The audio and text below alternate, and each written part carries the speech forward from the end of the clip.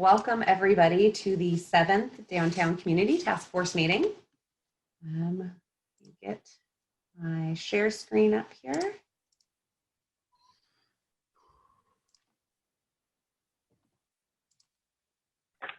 Right.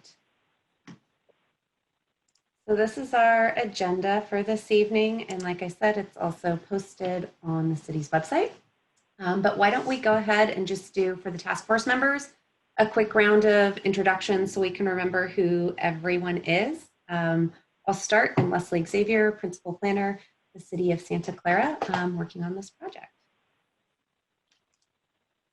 Should we do staff first? Yeah. I'm Andrew Crabtree, Director of Community Development, so oversee the planning division as well as building and housing.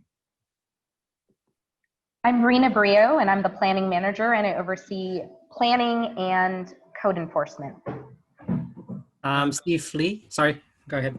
Steve Lee, Associate Planner, assisting Leslie with the project. And I'm Manuel Pineda, Assistant City Manager. Great, task force members?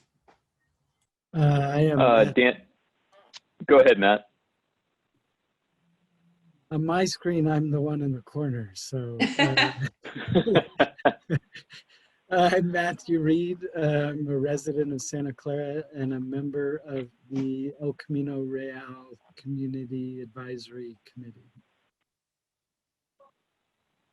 And Dan Underset, co-chair of Reclaiming Our Downtown.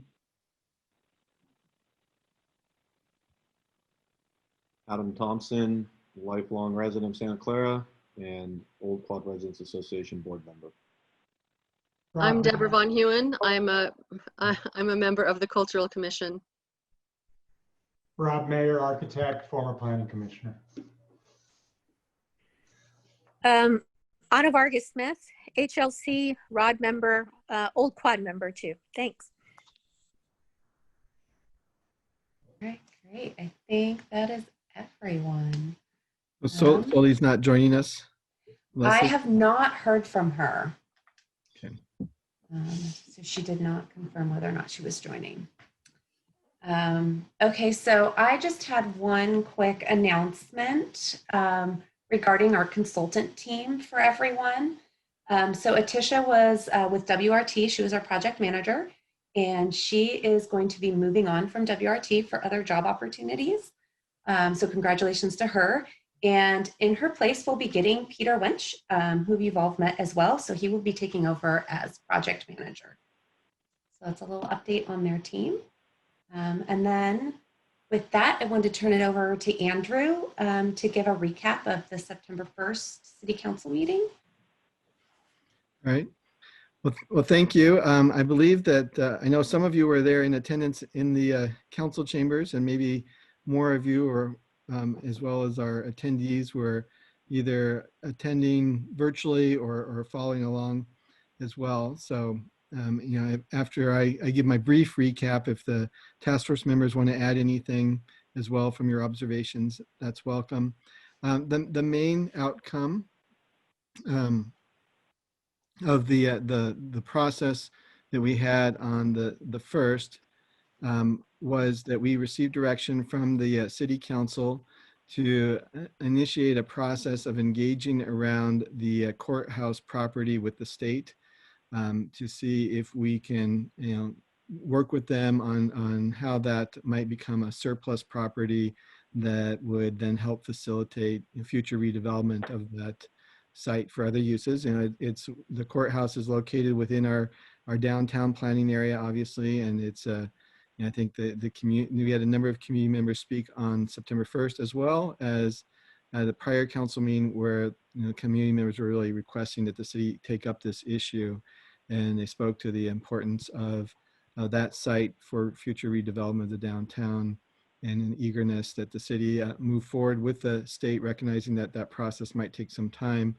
And so, you know, just a desire from the community that we start that process. The council went ahead and gave us direction to do that. You know, we've done some research to determine that it's the sort of jurisdiction of the court division of the state, sort of a separate entity that handles the real estate for the courts. So we've reached out to them. There was a draft letter, I think, that was reviewed, and then we'll go ahead and send that. Manuel maybe could add on if he has anything else in terms of details around that, but we're going forward with that process now. So that's the recap from the council meeting. And I didn't know if there were task force members or anyone else who wanted to add on to that. Andrew, I'll just note that the letter was put in outgoing mail on September 2nd. All right, so the letter was sent the next day. Great. Thank you. On behalf of us, thank you.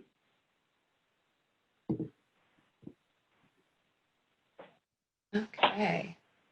So the next item on the agenda was discussion on meetings and information collected to date. So prior to this meeting, the task force reviewed all of the information from our previously held meetings.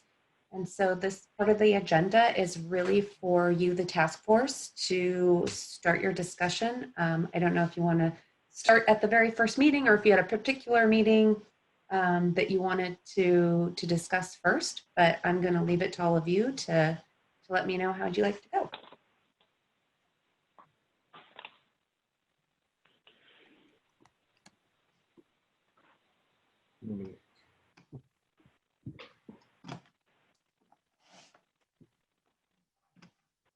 I guess if nobody else. You want me to go?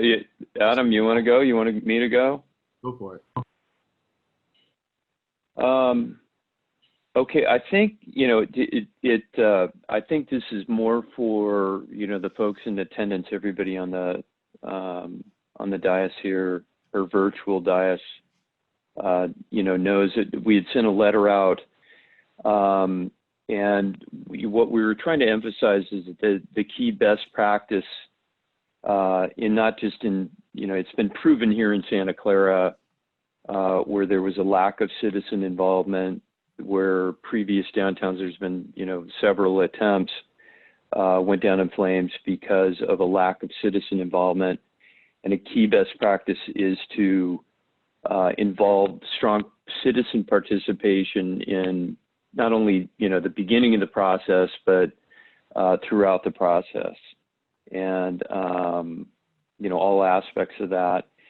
And we were concerned, I think, with, some of the events that occurred in the past where plans went out to citizen surveys without, being fully vetted by the downtown task force.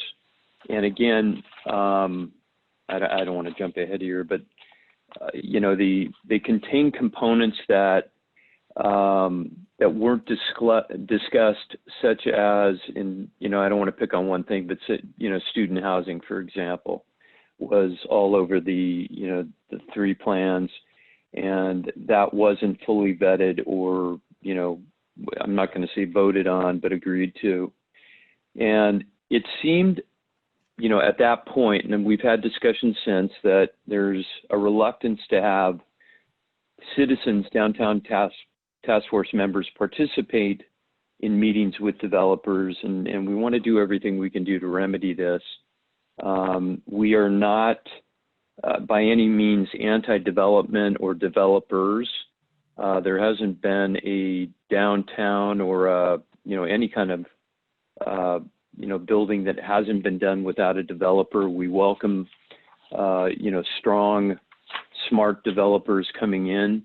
And our members know that. I mean, speaking on behalf of Reclaiming, and I think, on the Quad and several of the folks on Downtown Task Force, that without developer interest, there's not going to be a downtown. And in fact, Rod and the old Quad have had several meetings with, Prometheus, with Swenson and other developers and landowners for their feedback going back to 2017. So, what we're advocating for in that letter and what we're advocating for tonight is to really understand, the meetings that have taken place behind closed doors, see if there were any parts of those plans that might have been influenced by those meetings, you know, to be clear on that, to kind of clear the air on that. But more importantly, to take the next steps, as we take the next steps, that we have at least one or, not one or two, but probably 2 or 3 downtown task force members in attendance in those meetings. And again, we're not going to be obstinate or obstructionist or what have you. We've got a lot of experience in talking with a lot of you know, different cities, and we've got good fresh ideas. So I just want to throw that out there. Thank you. Did anyone have anything to add on to that comment? Yeah, I mean, I you know, reviewing the meeting, thank you for putting it together, what meetings have taken place with what parties. I think, you know, it is a little bit interesting to see the meetings that have taken place, and also some of the projects and discussions that have happened within those, you know, around those parties and inside the downtown and outside the downtown specific plan area. Like Dan had already mentioned, you know, BTA and SCU have a project for more student housing, and somehow we kind of parlayed a bunch of the housing that would be slated for the downtown as student-specific housing, which is concerning, since, you know, the downtown, we really need a vibrant year-round population to support whatever retail and activity space and placemaking that we're going to try to do. The other thing is, you know, to parlay on Dan as well, you know, all the developers that are listed and the property owners, I mean, there have been countless engagements between the community leadership and even community members and said parties, you know, whether they have a piece of Franklin Mall or they're the bigger developers, you know, Prometheus or Swenson and the university. And I think there is, you know, a great dialogue going right now with city, you know, city community leadership and those parties, where I don't know if that was happening in the past, but I think that because there is that open dialogue and I think a good line of communication, I think that will give us the most success to make, you know, to whatever plan we end up developing here. And then the developer roundtable and the meeting summary that was sent out from March 12th, 2020, kind of concerns me a little bit the most, only because the notes in the meeting, you know, are not very specific. They're very generalized.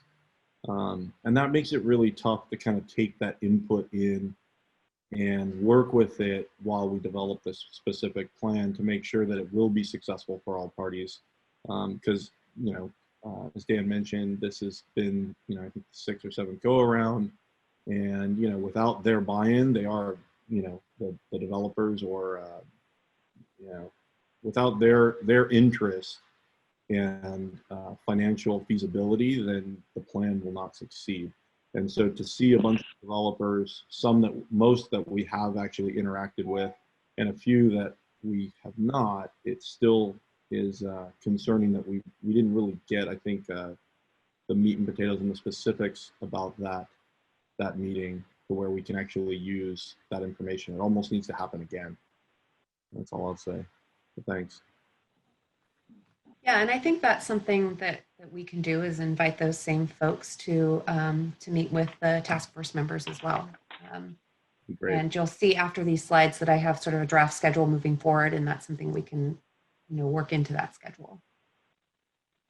Great. And for those of you listening, just attending the meeting, so all of the meetings that that we've had on this precise plan so far are posted on the city's website, whether it's under the community engagement section or whether it's the existing conditions report or the phase 1 community engagement summary, which includes a summary of all the meetings we've held before. So that the task force members are talking about all those individual meetings that we've had, and that information that is all posted on our website. Sorry, go ahead, Dan. I think you were going to say something. No, I want to let everybody else talk, but if I could follow on with a couple questions at the end, that would be great. Appreciate it. I guess I'll go next. I kind of want to piggyback on the, well, I have some concerns about transparency, which I think everybody's touched on so far.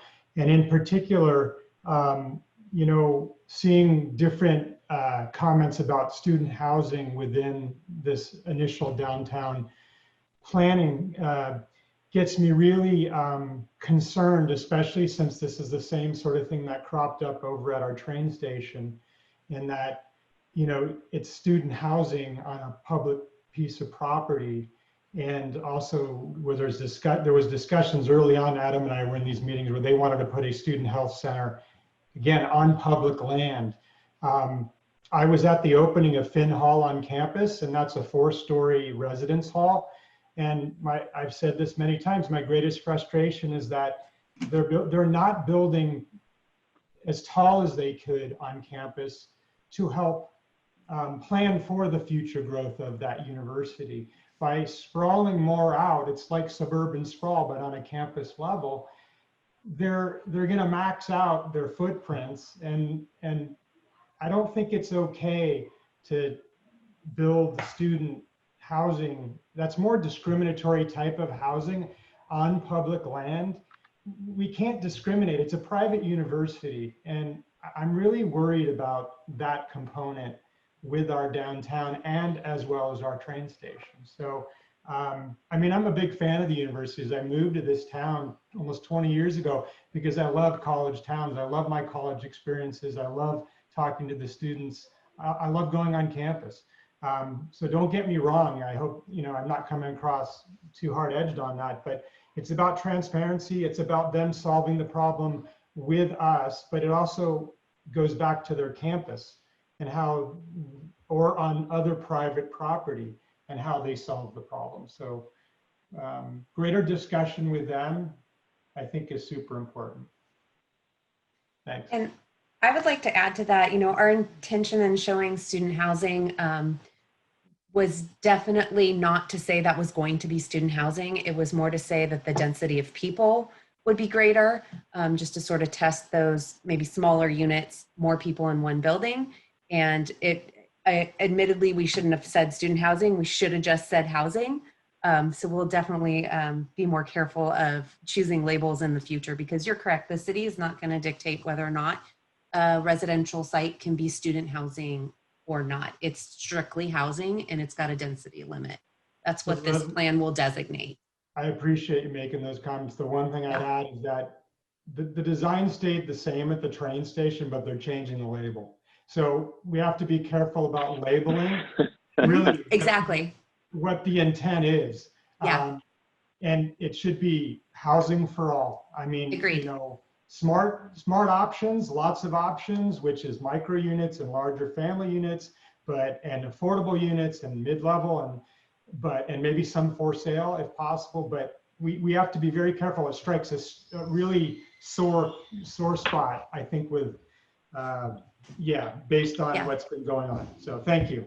100% understood. And yes, that was a mistake on our part for sure. But thank you for bringing that to our attention, that things that planners use in everyday talk doesn't always translate so well for the citizens. So thank you. And I'll just acknowledge, we've heard that comment. I know Leslie said so, and then just emphasize that we understand that. It was really a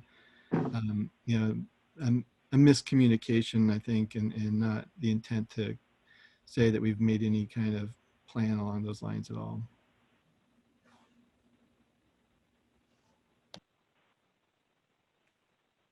Anyone else? Any other specific meetings that you wanted to talk about? I could just jump in for a second. I think, having observed from the outside and been on the inside of some of these processes around the county, what's really been unique about this process is the level of engagement of the task force members in finding really great solutions to the challenges that this area has faced, and really looking to realize a vision. And I think part of the challenge is you go through a process and it's pretty standardized. And I think what I've heard from people in the task force is really just that there are these big pieces that are missing that would enable the vision that there was sort of a consensus around. And we didn't seem to be getting at the core of those issues. I'm really pleased that the council has given staff direction to move on the courthouse, because that was a big one. And I think the other thing that I've seen is a real willingness to be flexible and accept the reality as it is. And there's been a real desire from the task force to get a kind of a feasibility analysis, or even just a gut check about what's possible and what isn't in terms of realizing the community vision. And those are always challenges in these kinds of planning processes. So I've been really honored to be a part of the group. I feel like the level of investment and energy is pretty much unprecedented from my experience. And I'm pleased that staff is trying to figure out how to accommodate this. There are great plans, and then there are things that actually happen. and I've been involved in a lot of great plans, and I think that the compelling thing about this group is that they actually want to see things happen. So I appreciate staff's responsiveness, and again, I'm honored to be part of this process for folks that have been invested for a long time. Matthew? I just want to echo the same thing. I'm really grateful for the leadership that our task force has been very proactive, but also Leslie, I mean, to just come out, and Andrew and Manuel just say, look, we honestly chose the wrong words, and just you owned it and said, okay, let's move on from there. You're just flexible and you're willing to work to make this happen. And I think that inspires us to work harder. So I'm grateful for the ability to just be direct and address these things openly like this. I think we're headed in the right direction. So I just want to thank everyone for that. Great, thank you, Anna. I agree with that. Thank you, guys. Anyone else? All those last minute calls.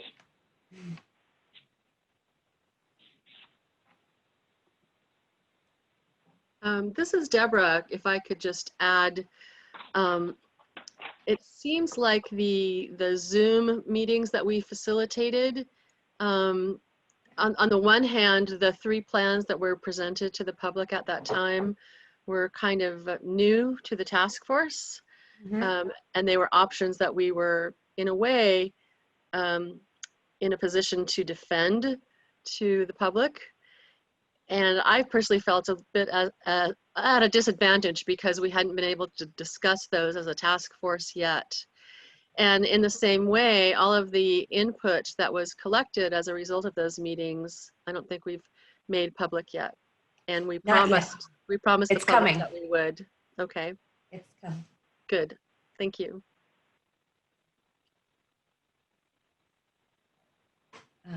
So just the information from the online survey, just the quick download is on our website. But the separate meeting in a box meetings we had, that is not summarized yet, but that is coming quite soon. Now, Great. Leslie, how long do you think that is?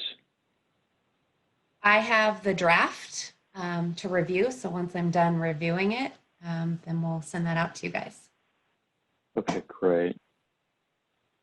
Okay. That should be by next. And sorry. So I did have a couple follow-on questions, if that's okay with everyone. Yeah, please. And it's kind of so we don't switch over to the other. So just to clarify, and I think a lot of this has been answered, I'm actually going to slip down to the developer roundtable, and we did, I actually appreciated some of the, the recap, with the feedback of the property owners and the developers and so forth on what they liked, what they didn't like, so forth. Were there minutes that were associated with those meetings? There were Minutes, not. actions? No, Okay. there were not. Just handwritten notes. Okay. So there was no tangible, it was more informational, kind of run me through that. This is what we've heard.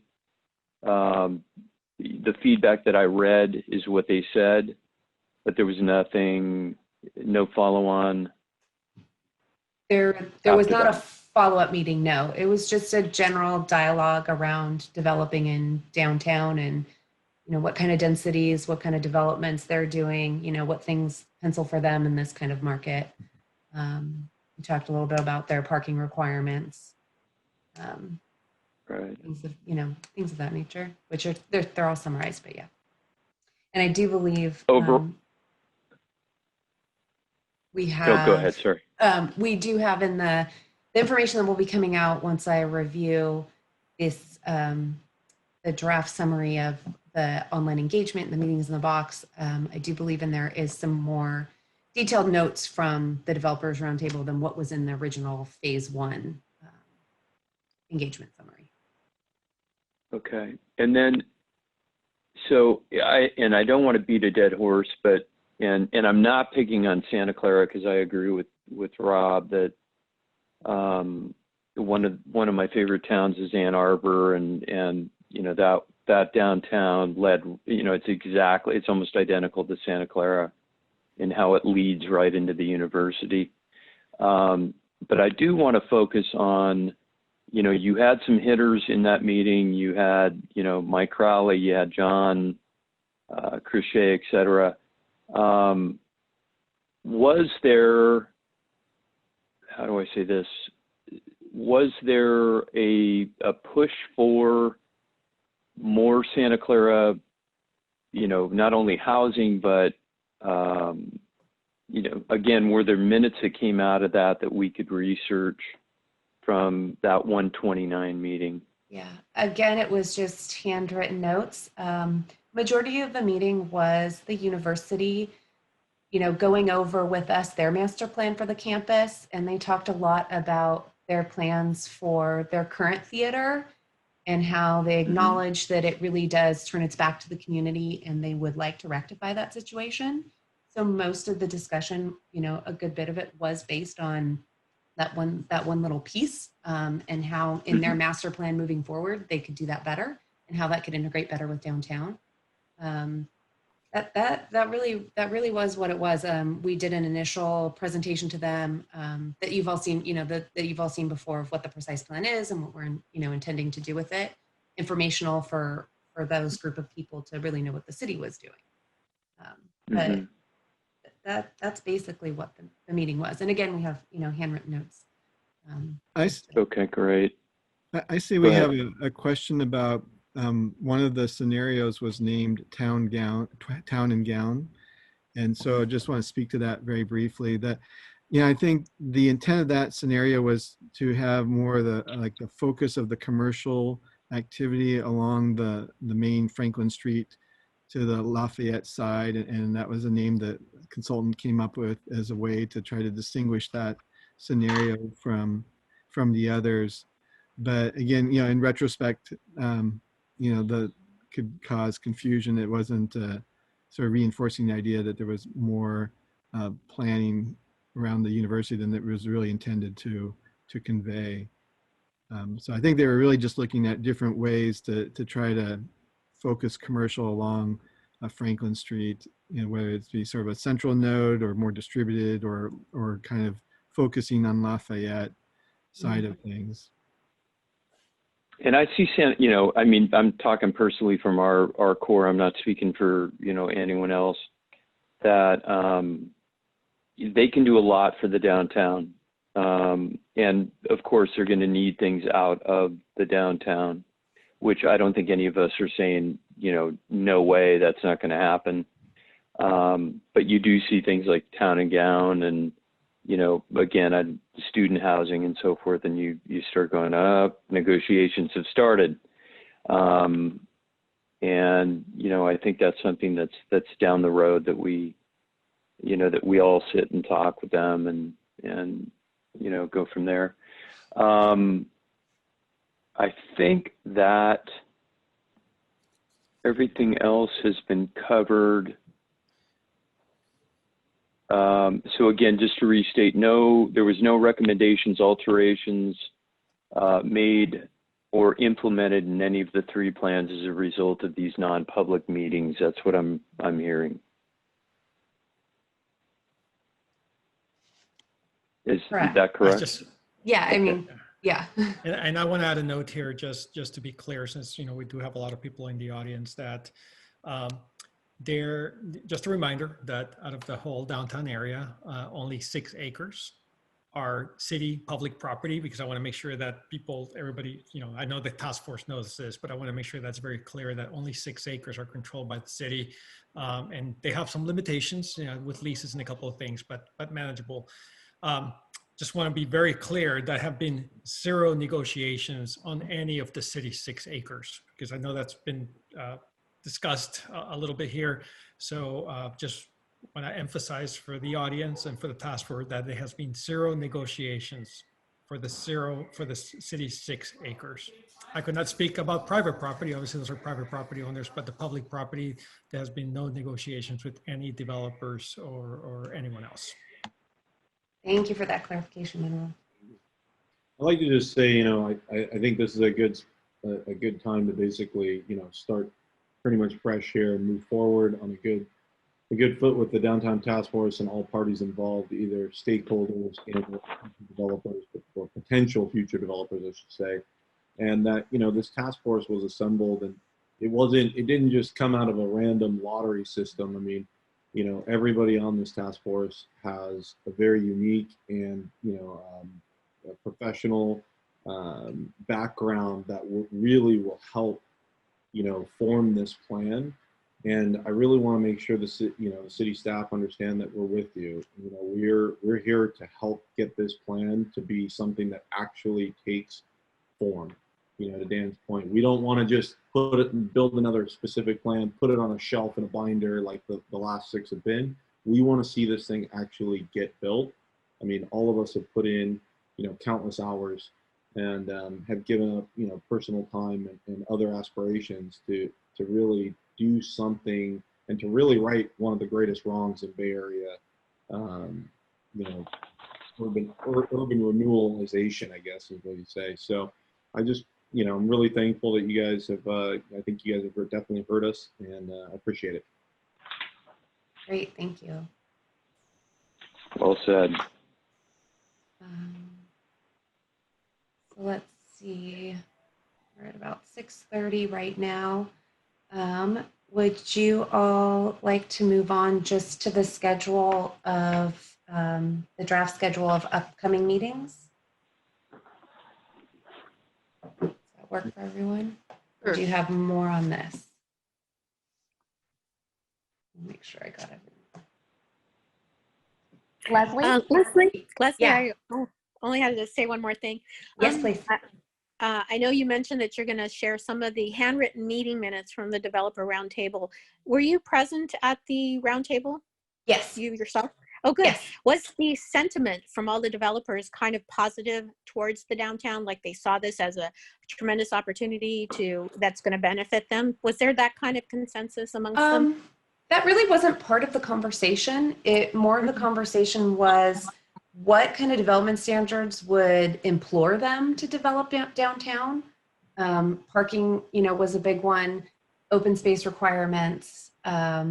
I can go back and read my notes again. I know they were summarized, but I attended that meeting as yeah. well. I don't think I was in the other. I wasn't in the other ones that we talked about, but I was in that one. And you know, they did talk about building height. Yes. Sort of the 5 to 7 story number kind of came up a few times as what they saw, where they weren't really interested in going taller than that because of the need to switch to more expensive construction type. So they sort of said that was the range that they thought was going to be supported by the market at this point. And they said, Down the road, it might change, but at this point, that was where they were. And then they, is not too surprisingly, they asked for flexibility. They Yes, said, always. various ways. So was important to them. Did any of them express interest in being part of the 6 acres? Not, I mean, it didn't come up. And again, you wouldn't necessarily, when you have a variety of developers in the room, that might not be expected either, that they would just jump out at one point and say that's something they wanted. I mean, I think the implied just their willingness to participate in the meeting suggests that they would potentially have an interest. Oh, good. Right. Thank you. But it's not, no one said anything specific. Very good. Just for a little bit of meeting logistics, we have about over 20 individuals who are joining beyond the task force, and I've seen a couple hands raised. I'm keeping track of whose hands are raised and when you're raised. I know you're not physically raising them, but I do want everyone to know that we're going to get to you when we get to public comment. So I know you're not actually raising your hand, but we're not ignoring you. We will get to you when we get to public comment, and I'm noting kind of the order in which we've seen hands come up. Okay?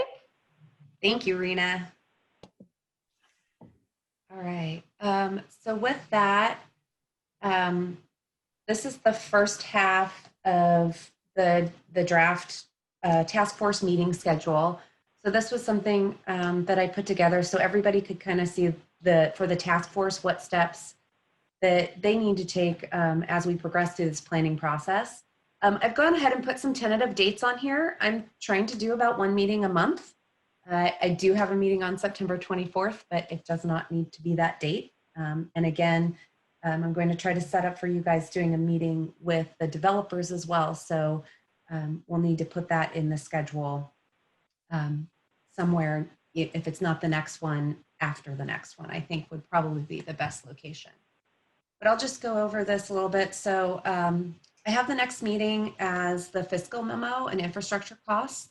Our consultant has put together information that they used and assumptions they used in creating the land use options. And this is presented in a memo with lots of detailed information. Yeah. You have a slide for this, or? Yeah, can you not see it? No, We're only seeing the agenda. Oh, that's weird. So no, you still just see the first page, all the we're seeing agenda? is if you're running PowerPoint with I two different am. slides, all we're Okay. seeing is your, the slide where you can see the everything on the side. Yeah, now we're. Okay. So, okay, can you see the meeting schedule now? Yes.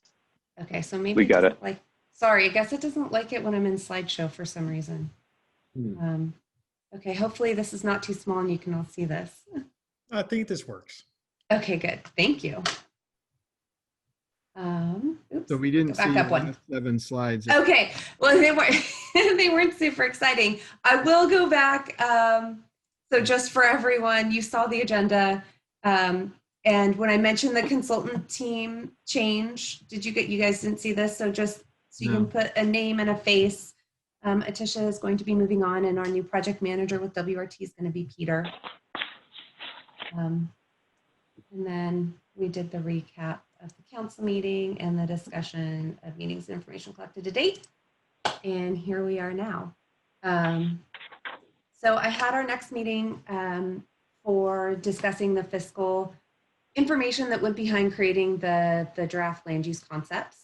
And that would be information given to the task force prior to the meeting for you to review. And we'd also have the consultants there so that you could ask them questions and really have a good dialogue about that information. Is there any way we can get the report early? Yeah, so I mean, I think what I can do is see how soon I can set a meeting with for the task force with a developer panel. And then I want to give you, I think if I gave you the fiscal memo this week, that gives you about 2 weeks to review it. Do you guys think that's enough time, or you want a little bit longer than that? I think that's fine. Yeah, that'll work. That's fine. Okay. And then once we went over all the fiscal information, our next meeting would be about discussing all those land use options that we presented in the online survey. And then also just re-reviewing all the community feedback that we've received so far, including the information that I'll have coming out probably next week on the summary of the meeting out of the box that we held in June, as well as the online survey, a bit more digested than what's posted right now. And then following that, we have planned doing a workshop with the task force with the consultants. Right now we have the workshop focused on placemaking and urban design, as well as doing some detailed planning of what phase 1 could look like. And we're considering phase 1 site development activity being the blocks that the city owns. So those blocks on the eastern side of the downtown.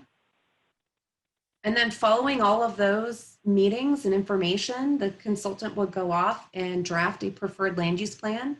So melding everything we've learned into one plan, and then we'll be bringing that back to the task force for further discussion. In the October meeting, is there any way, sorry. Yeah, please, go ahead. Sorry, I should pause here. To discuss, I mean, I know we're talking about land use, and that's, you know, it's very developer centric at that point, right? I mean, obviously we're trying to figure out the envelope and, you know, what kind of size fits and everything else. And right. Pencil out how, you know, I hate using that term, but pencil out, you know, what financially works and what is acceptable to the community and this, you know, Correct. You know, because obviously there's a heightened cost in dollar per square foot and all that. But one of the things I think we're really missing here is the placemaking aspect itself. And I know I've had a lot of conversations and a lot of people have come up and asked me, you know, what is our downtown going to do that would attract people? And that's something that we really haven't had a great conversation about. And that also goes into that envelope, that form factor, right? I mean, you know, how are we going to be a regional draw? Are we going to be just an area draw? And then, well, what differentiates ourselves from Los Gatos or Campbell or, you know, Santana Row or, you know, the future related project, right? So there's so many aspects. It's like, otherwise what we're doing is we're just basically building an envelope in a building and we're building some housing and empty retail, which I think all of us were a little bit concerned with the future of retail before COVID-19. And now, I mean, I know that the outlook looks even bleaker unless you have something that is feeding off all the retail spaces and there's a dynamic in a place and they all feed off one another, right? Because when we come out of this, there's going to be a great need for everyone to be seen and to see others. And that's what I think we need to put something in there and talk about that. Okay, so I have placemaking for you guys in November with the workshop with the consultants. Okay. But let me get back with them and look at, you know, can we split out this placemaking urban design and maybe do it sooner than the November meeting before we talk more about the land use. Am I hearing that right? Well, Adam, is that something too that we could have a discussion around with the task force, or is that something where you feel that we need the consultants, you want something more interactive around it first? No, I mean, I think that, I don't know. I mean, if the consultant has a lot of good input and experience on it, then I would obviously want them to hear kind of our discussion and thought process to make sure that we don't go down a wrong path. You know, obviously, you know, for us, we do have a college component, and there's going to be and you also have the neighborhood component. We've seen places in Franklin Mall that have spawned up that were great little spots, but then they die off at certain points because there's just not enough interaction. And so if we don't make it something that can self-sustain, I mean, that's going to hurt itself. And, you know, we're going to have to draw people in, right? I mean, we're in one of the lowest densified suburban neighborhoods in the South Bay, right? I mean, the immediate neighborhood. And so it would be unreasonable for us to think that, you know, our neighborhood or even Santa Clara is going to completely support, you know, an activity. So I think we have to do something that would be a potential draw, but I also don't think that people want something that's so massive that draws people from such a far area that it just becomes a gridlock and a madhouse. So I do think it's really important, and I would be happy to have the urban planner there if they want to or are able to really kind of help guide the conversation. But I think mostly it's actually not just the task force, but I really think that one would be a very big community engagement piece, because I think all ideas would be, welcome and great, right? So sort of a bit of a Deborah. brainstorming, Yeah. like what would make our downtown successful. I know we've done that. I think on El Camino Real, we did that at one point early on. Mhm. And then sort of what you would see, and then kind of a conversation around what is the appropriate scale or targeted scale of draw. Like, are we trying to, lure people in from, or attract people from, the county, the South Bay, just Santa Clara, those kinds of. What's our target market? What is our sustainable market, right? How many people do we need to be patrons of these businesses? And then, I think Santa Clarans, I know I personally, living in Santa Clara for a long time, my whole life, is, I always leave to go do things because there's not a lot of fun things to do. So I think there is a great opportunity to capitalize on that desire to have a place to go and interact with our own community as well as outside community. And I think that there are some, I definitely think there's some demographic and market that has not been capitalized on surrounding downtowns that we, I think, can pick up, because we have this unfortunate urban renewal that leveled our downtown. But I keep trying to tell people it's actually, you think of it as a positive. We are free to build something that would look towards the future, right? And be sustainable for a long period. This is Deborah. Can I add to this conversation? Yes, please. So I agree with Adam that it's difficult to make decisions around the optimal land use without also considering placemaking. So I know that the three options that we saw in the meeting out of the box, one had central open space, which would be ideal to support civic gatherings, something like the Franklin Street Dance, or something that really brings all the community together. And some of the other options had more distributed green space that wouldn't really support the kind of community activation event that I think everybody wants. So I think placemaking needs to be hand in hand with discussions around land use. Thank you. I also think that that's how to make the hype palatable. Can I jump in now? Yeah, sorry, Rob. Yeah. That's okay. Yeah, the big thing here is that here we have these experts, right? This is a urban planning expert, and they probably eat, sleep, all day long thinking about what they wish they could do, with the opportunity here. And that's what we really need to be tapping into, because, we're experts in our own field, and we obviously are passionate, but I think I've said this before, my greatest frustration is I want to hear their brains just start spinning. And when I go meet with clients at first and look at their house to come up with ideas, they see my mind ramping up and then just spitting ideas out. And then we have an interplay.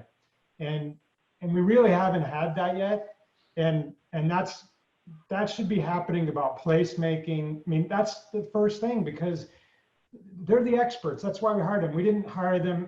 Quantifying all the community input, that's good. But we've done that before. We have a lot of history of community input, several iterations in the last 10 years. I don't expect to see a lot difference from what we did last time. So we really need to get into the creativity. That's why we hire them. And so somehow these next few meetings, even when I see a one-day charrette, it may need several charrettes where they come back with a concept that's, because all of us visualize things differently in different capacity and may not get it, but they, so I don't know, these next 2 or 3 meetings really need to be, I think it's going to be the core of solving the problem, hopefully. So anyway. Okay, thank you.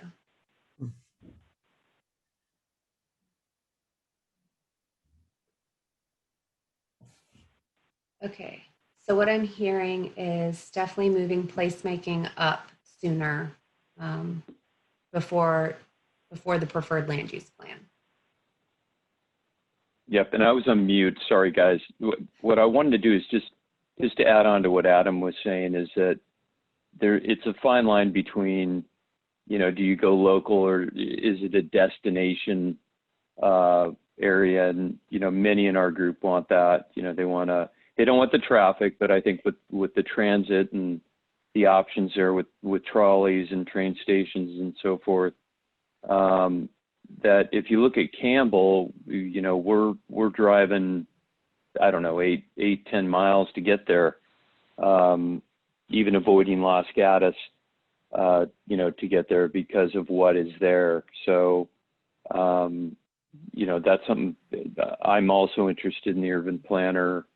You know, you get 1 or 2 or 3 restaurants that are very well thought of. People could drive 20 miles for them. So we're very interested in that.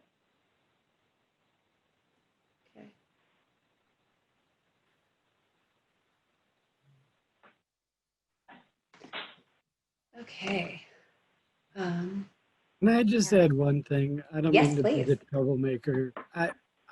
I feel like one of the challenges with the kind of concepts that we were presented with is that everybody was sort of drawn towards one that had a kind of a central point.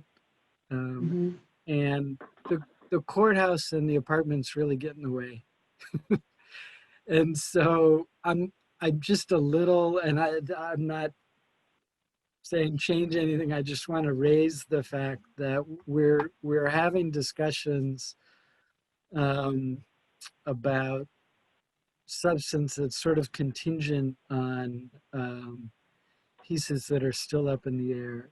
And I think that my sense is the task force really wants to keep driving towards the kind of ultimate vision. But the sooner there's some context in which to shape some of this based on those other pieces, the better. And I know it takes a long time to get, you know, public agencies and public to move, but everybody wants this to work.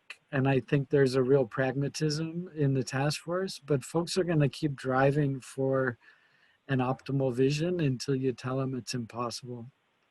And I don't want us to keep, yeah.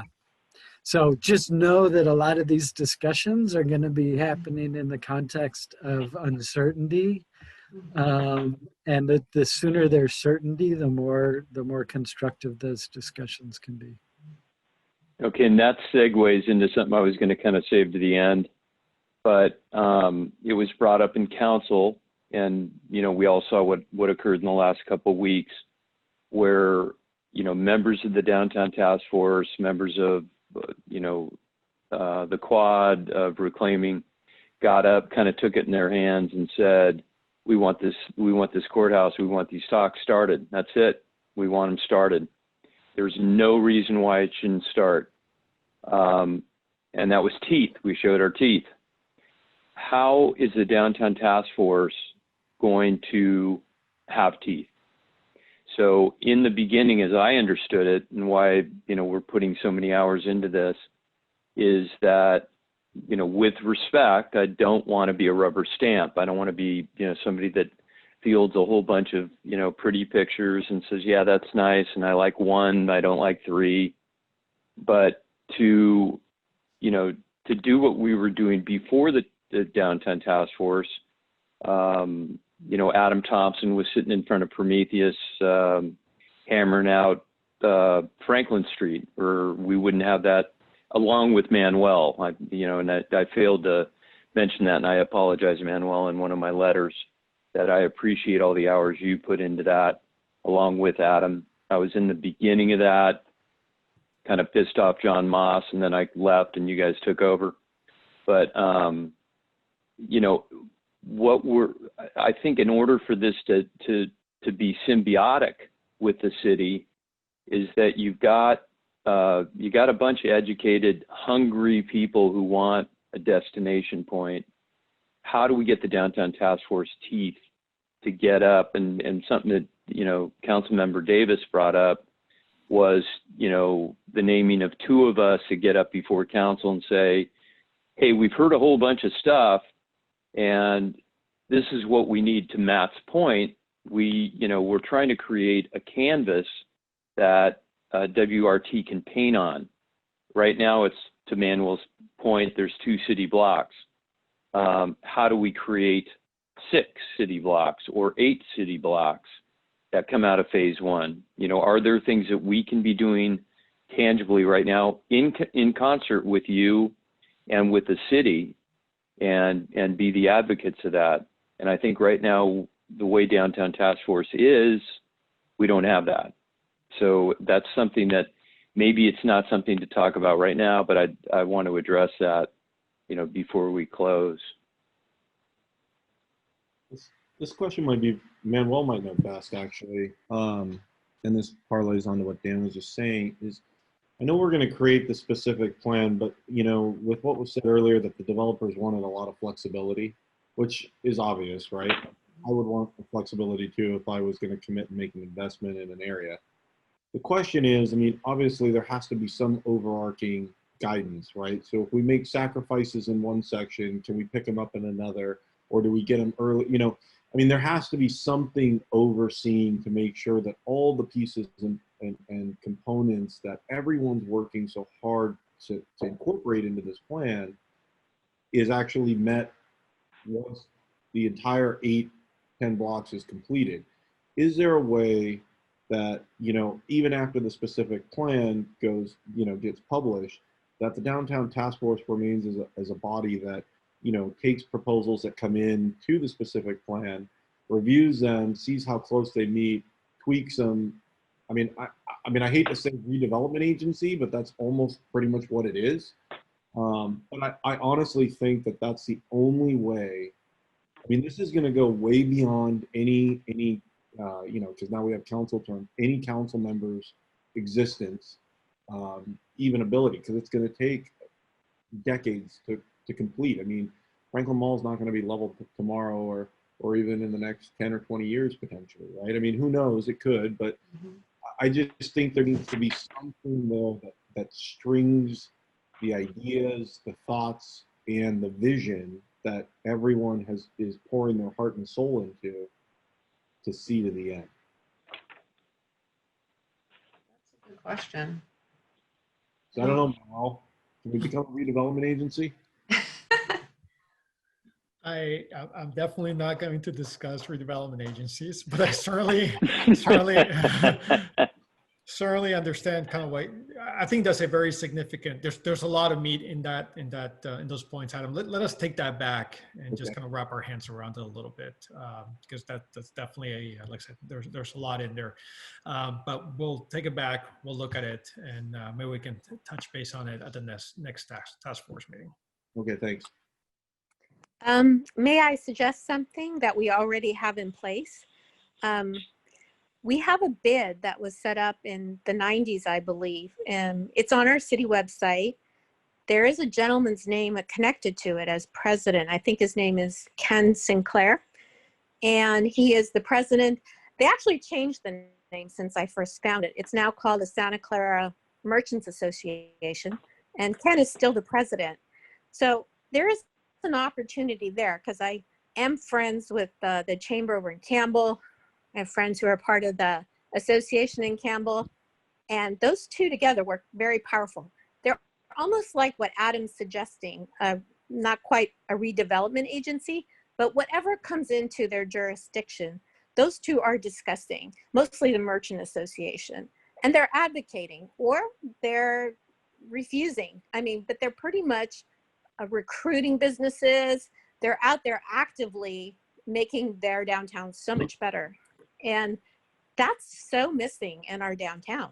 There's no advocacy for, we need a wine bar. We need, I don't know, a cigar shop, something these things, and they're out there looking for it, trying to entice business in, assisting the city, assisting, I don't know, the Economic Development Committee, assisting the chamber, assisting the small merchants. I mean, that is having a powerful gorilla in your backyard working for you. So how do we take what is already built and make it scalable, make it work for our downtown, make it the decision makers of what needs to go in there, working with developers, working with every part that exists in our downtown. They're taking a serious interest in. Is that something we can create? And who creates that? I know the bones are there, but how do we make it function out?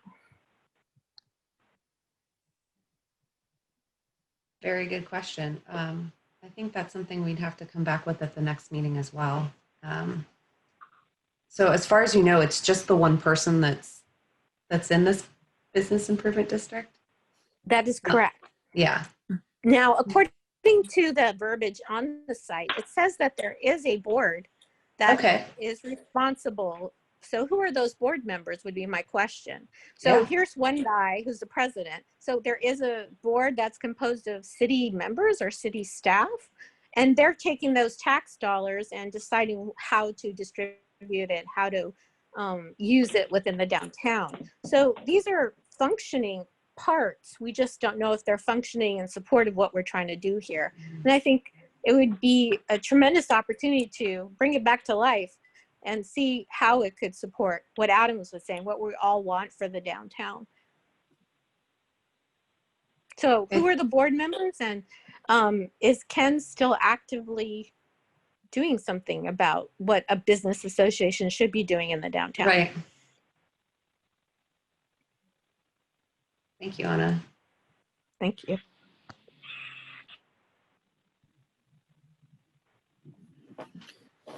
Could I just say, as a kind of another, I feel like I'm the troublemaker tonight. The other cautionary note is absent some sort of confidence that there's going to be continued engagement as challenges arise and need to be solved and this process rolls out. My sense is this task force is going to try and recommend as prescriptive a set of standards as possible to try and realize the vision that I think is reflected in the community's participation. And the good thing about that is it will create a box in which the future unfolds. And the bad thing about that is it's not necessarily going to have the flexibility to respond over time. And so that sort of trust and faith in the process is probably really important to the next, 4 or 5 months, but also the next 15, 25 years. So again, there's no answer there. I'm just saying, like, heads up. I think there's enough clarity in the vision that the recommendation is going to be super specific if everybody feels like this is their last shot. Okay. All right.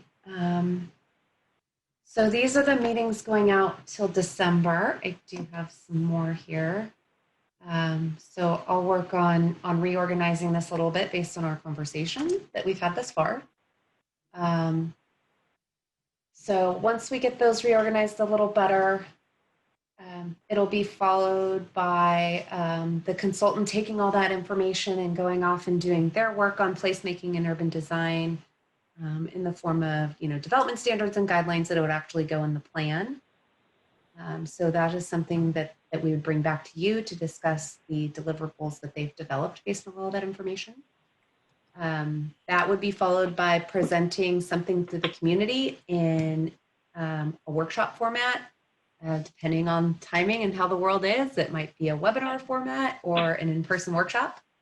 But once we have that workshop, we'd be coming back again to the task force to discuss all the feedback from there.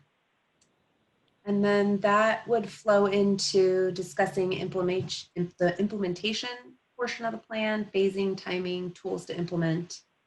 And then the consultant really going off and taking all of the information and actually developing all the draft chapters for the plan. And then we'd be bringing those draft chapters to you for discussion.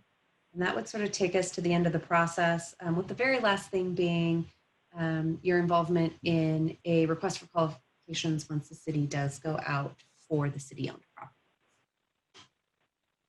Any comments or questions? Hey, Leslie? These last ones, yeah. Yeah, so I'm coming back to this, that if during this process we are, and again, this is coming off comment with, you know, in lieu of Adam, and I kind of like what Adam, you know, came up with here. And I know that's you know, Manuel's had spun around a little bit, but in the interim, you know, until that's decided, and Manuel, you can comment on this, is if we have other ideas like this courthouse, you know, if we are in discussions with people that, you know, an idea comes up, how do we get that before council without going through what we went through last month, where it was a 4-week process? Can the DCTF go in and say, we want to make this recommendation and cut a couple weeks out? Okay.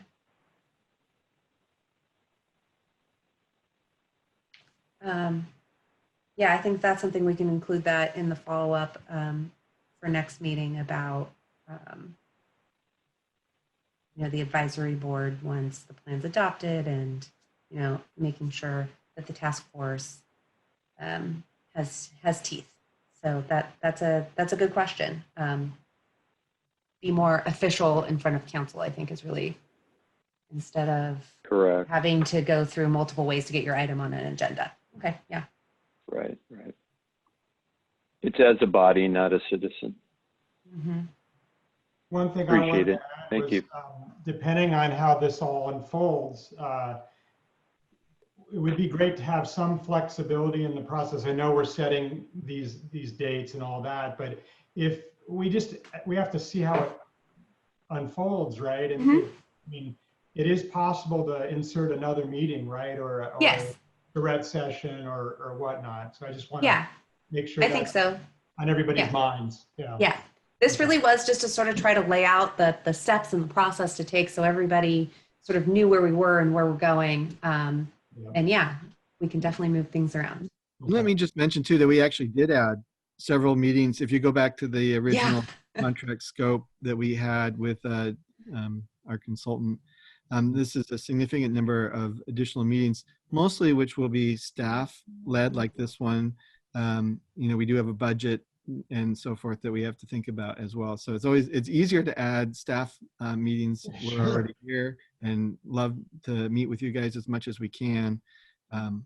With the consultant, it's a little trickier sometimes. We'll have to figure out how to work that in.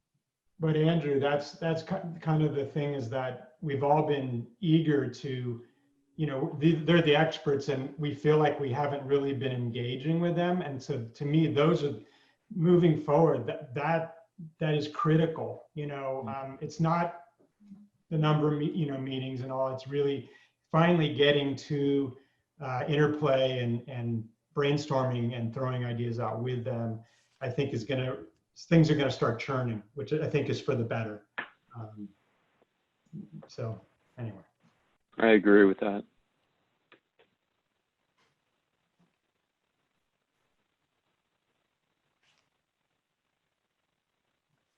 All right, thank you.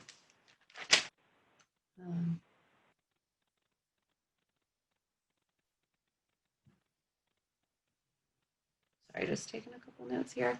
Okay, any other sort of comments on the meeting schedule? And then I have one more slide from the agenda that had a number of discussion items for you guys. Always come back to this if you want. So a discussion on the process to complete the specific plan. And these ideas came from the task force members. And so I've just put them all on the slide here for you guys. So I'm gonna let whoever would like to go first talk about a specific item. I think some of it we may have already discussed a little bit, so I'll leave that up to you guys.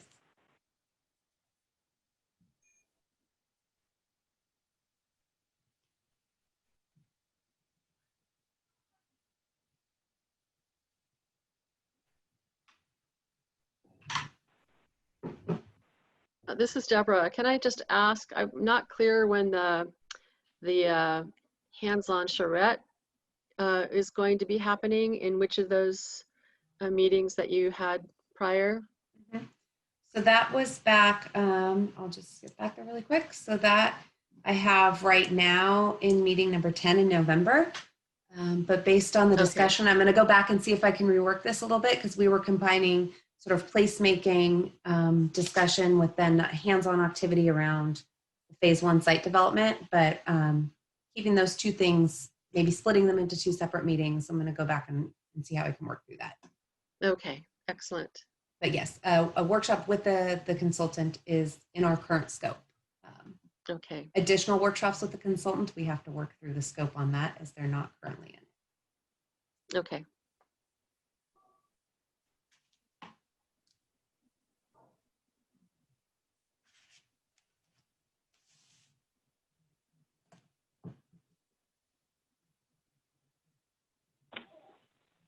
Anyone have anything specific on any of these topics that you wanted to talk about more? I think we addressed, am I on mute? Sorry. You're good. You're good, Dan. Okay. So on the landowners and developer meetings, I mean, this is my perspective, and we've talked, you know, with our core on this, is that instead of it, I know you guys met with all of them at one time. Is there a potential for meeting specifically with one landowner at a time? I can find out.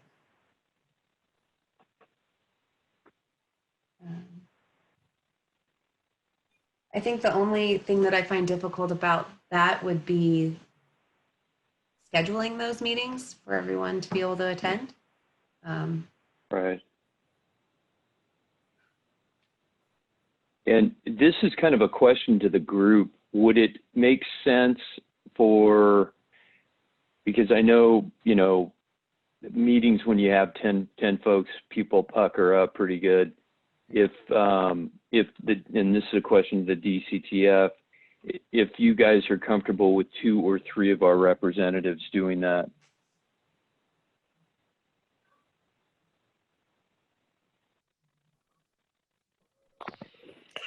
Or do you want the whole group?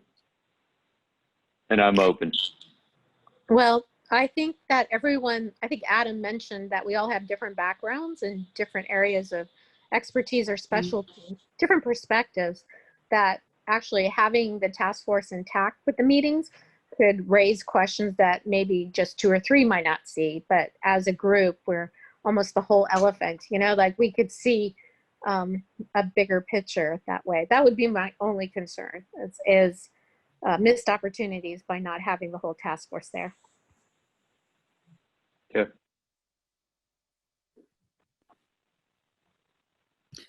Seems like a goal, and then we'll see how it actually works out. I wouldn't want it to slow down the process. I think Leslie's right with scheduling, but you know, trying to work hard to get as many folks as possible at the table, and you know, if it's necessary to kind of plug in through an email chain ahead of time if some folks can't participate.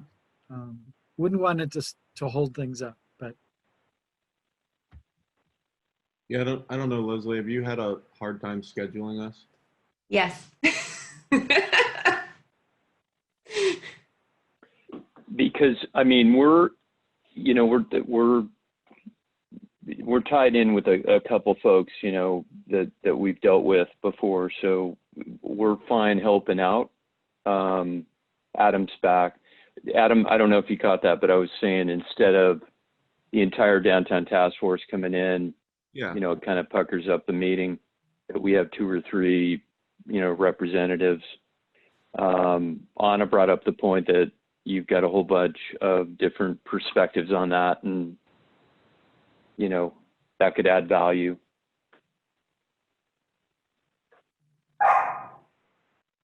Yeah, I think it depends what the meeting is. I mean, I think honest correct, there's always a benefit to having, a diverse task force, listening and being able to provide input. But at the same time, I think there are some, early on discussions that might need one, expertise versus another, and could not need the entire group until it got a little bit more formulated and down the road. But I guess my big point, no matter which way we end up or we decide to go, would be that, whatever discussion is taking place is documented very well and then presented back to the entire task force to make sure that everyone's abreast of what's going on.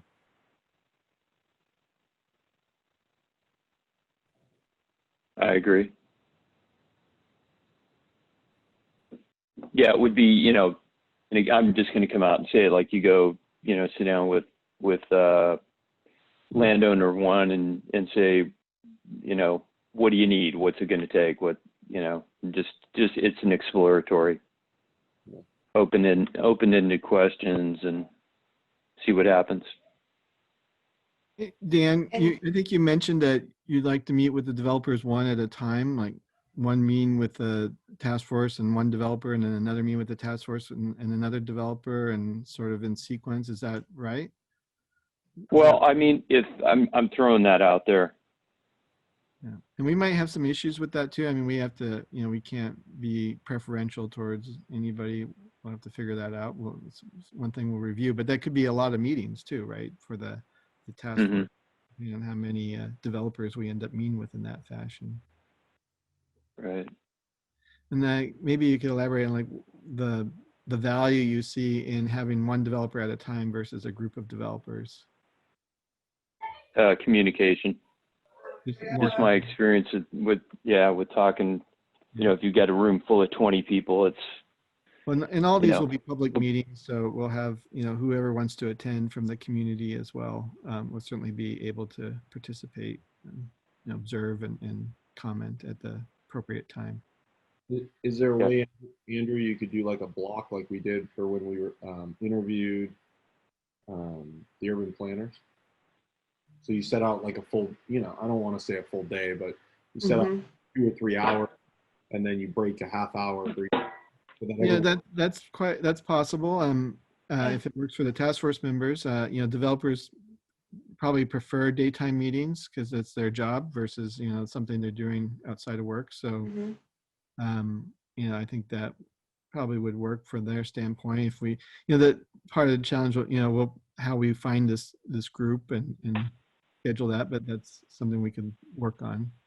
I think right now with the shelter in place order, I mean, I don't know about everybody, but I think a large percentage of people are working from home and can probably, allocate a few hours during the day. If it was planned far enough in advance to probably do it, set something up and rework their schedule, start early, work late. I could. I don't want to speak for everybody, but might be a little bit easier than normally when we all have to work. I agree. Maybe some lunchtime meetings. Yeah. Okay.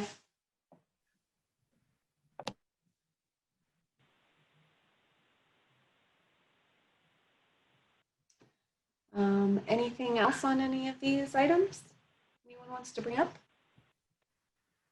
So for the feasibility study, what kind of level of detail should we expect from Ben's team? I mean, obviously, I think that's one of the big, Wizard of Oz, man behind the curtain kind of, we hear about all this on a multitude of projects, that doesn't pencil out. But I mean, is he going to give us the detail and historical data based on like square footage and construction type and envelopes and, broken down so we can kind of understand like, hey, this is kind of the tipping point and this is what you could get if you go a little bit more dense or higher, or, I mean, I think that's one of the things that I know for me has been, one of the more difficult horses to get to lasso, right? So yeah, I think the community would benefit greatly if there was a detailed, but also make sure that there's like a narrative that kind of talks about why these, this affects that, and it kind of, how they all intertwine together, because that's one of the things that, I've seen the community come out and ask for, hey, we want public art, or we want open space, or we don't want massing, but none of us really have, I think, a great handle on the financial impacts to some of those requests. Yeah. So that's some of the information I'm going to be getting to the task force members. Is the consultants have written a fiscal memo with all of those assumptions in there. It does have a narrative to it. It might not be laid out exactly as you're describing, but we had planned to do that next task force meeting with those consultants so that we can have those conversations and they can directly explain it to you. So with you having read the fiscal memo and that backup information, hopefully that'll inform the conversation and you can get those questions answered more specifically. And you said you could get that to us like next week? This week. Okay. So maybe if we can submit some comment or questions by the end of ahead of time, that would be great. Maybe that way if we read it and say, hey, this doesn't make sense, or we're wondering about this and how this affects that, and that way they can come prepared so we're not surprised. Fantastic idea. Okay, great. Thanks. I had one thing I wanted to mention. We talked about, having more people at these meetings, and I've been, the university component, other than Butch, has been a little sparse. There's such a huge part, right, of our future is these younger generation of kids. But it's frustrating for me because I honestly, they haven't been to many of these meetings, and it's two important spots. And so, I don't want to say no to them, but I'd rather have two engaged citizens or somebody being part of this process, especially as we're entering into the ultra critical stages of the design, right? So I don't know what the solution is here. I know when I was on planning commission, you had a certain amount of unexcused absence. And I don't even want to get into that because I feel like it's, being a school, but it's a little frustrating. I'm just going to say it. And I don't mean to be like the bad guy here, but I know there's a lot of citizens that are putting in time and they don't have a voice. So. One of our students got to Texas, I think. So. Yes, she did. Yeah. She's saying that she won't be able to participate anymore. But. So to that point, have you guys talked about that where, we could bring in two folks that are, that are engaged, educated, etc.? We have not discussed that, actually. Unfortunately, Soli's not here tonight. I was hoping she would be in attendance, but she did express an interest in continuing to participate. Did. Yes. I do believe she's graduated, but she does live near downtown Santa Clara, and she wanted to continue participating in that regard. But unfortunately, she is not at this meeting tonight. But no, we did not talk about replacing the other student with another community member. I think if it's something that task force feels strongly about, you can go ahead and discuss it and give us that input, and we, ultimately it would be something the council would have to act on since they appointed the current task force. But I'd also like to hear from the community members that are online tonight and have attended a lot of these meetings already. I mean, Rob makes a good point. I think there's just so much momentum and community support for this and just interest that, I totally understand that things come up, but I think most of us on the task force, at least residents, have moved their schedules or figured out creative ways to attend these meetings. I mean, I know I attended a meeting from Minnesota last year. I think, Dan, you were in the Bahamas. Tahiti. But no, I'd really like to hear from the community. I mean, if there's community members out there that really, you know, would like to be more involved in the process, and if there's 2 empty seats continually, I think we should ask to bring them up. I got in a little trouble for that Tahiti thing too, by the way. Had a run up from the beach. Got a little earful. Anyway, sorry. But yeah, I think, you know, that's a good point, Andrew. I think I think the task force talks about it because you know, there's a benefit. Obviously, we all wanted students and get their inputs and, you know, their perspective and so forth. But there are a lot of folks that have put a bunch, but thousands of hours into this. So, May I make a recommendation? Yeah. Part of my community outreach, I've been working with some of the local students at Wilcox. They're business students actually, and they're college bound. They're super involved and they helped to bring back the parade actually last year as part of an internship we're doing. But what about high schoolers? I mean, does it have to be maybe just one student from the university and one who's planning on going on to college, maybe the university here? I mean, we can go younger and we'll have them for a longer period of time. Another option is maybe a faculty member. It doesn't have to be a student. There are, according to Butch, there's a lot of faculty who want to live close to the university and are looking at housing in our downtown or the train station. So those are 3 other possible options: a high schooler, faculty student. Different combinations might be more useful instead of just choosing 2 students from the university.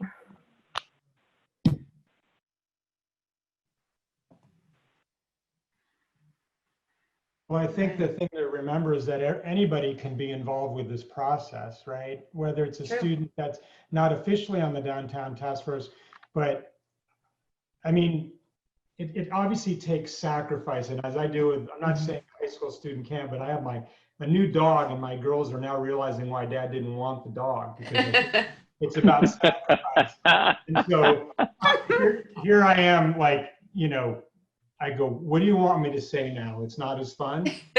So I don't know.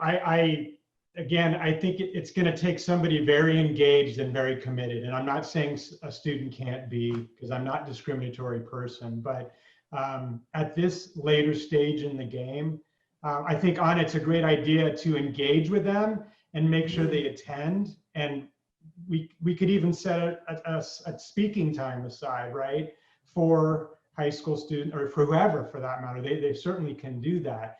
But I think there's a lot of community members that are very engaged on the sidelines right now. That's just my feeling, you know.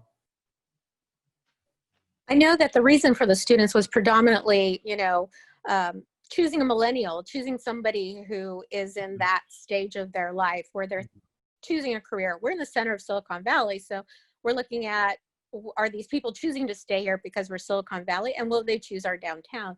So I'm not saying that we're wiser for sure, and we've lived our lives, most of us, but you know, to have a younger point of view and a millennial category would be very helpful, actually. Yeah, we just need them to show up. Yeah. Yeah, it's showing up. I just want to state that I am a millennial. I don't usually say that, but I do actually fall into the millennial. My God, you're a millennial? 1984, everybody. I can see I'm a millennial. I think, Anna, it's the enthusiasm. I mean, that's the one thing. It's absolutely, I get it, but we need someone engaged. And that's what, look at where we've gotten now just from our last engagements, even off Zoom, talking amongst DCTF members, and that's what it's going to take, you know. So I'm not saying both spots, but I think we need to consider it. Yeah.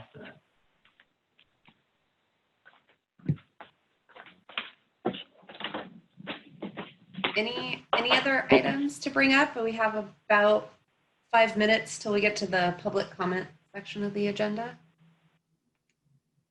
No, my only other comment is, you know, making sure, I know we kind of sent out that survey and we had the 3 plans. I think what would be really good is to do a meeting once we kind of consolidate the plan where the community can come and ask the task force why. You know, why did you make these decisions? Why did this plan come to be the way it is?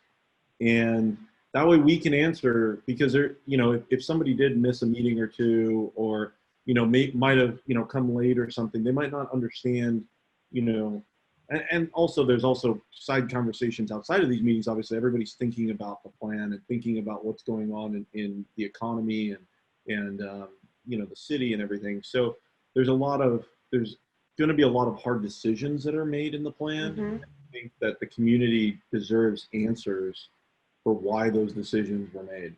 So I would like to see at the end of all of this, once the plan's done, that there's literally a meeting just for the community to ask questions. Okay.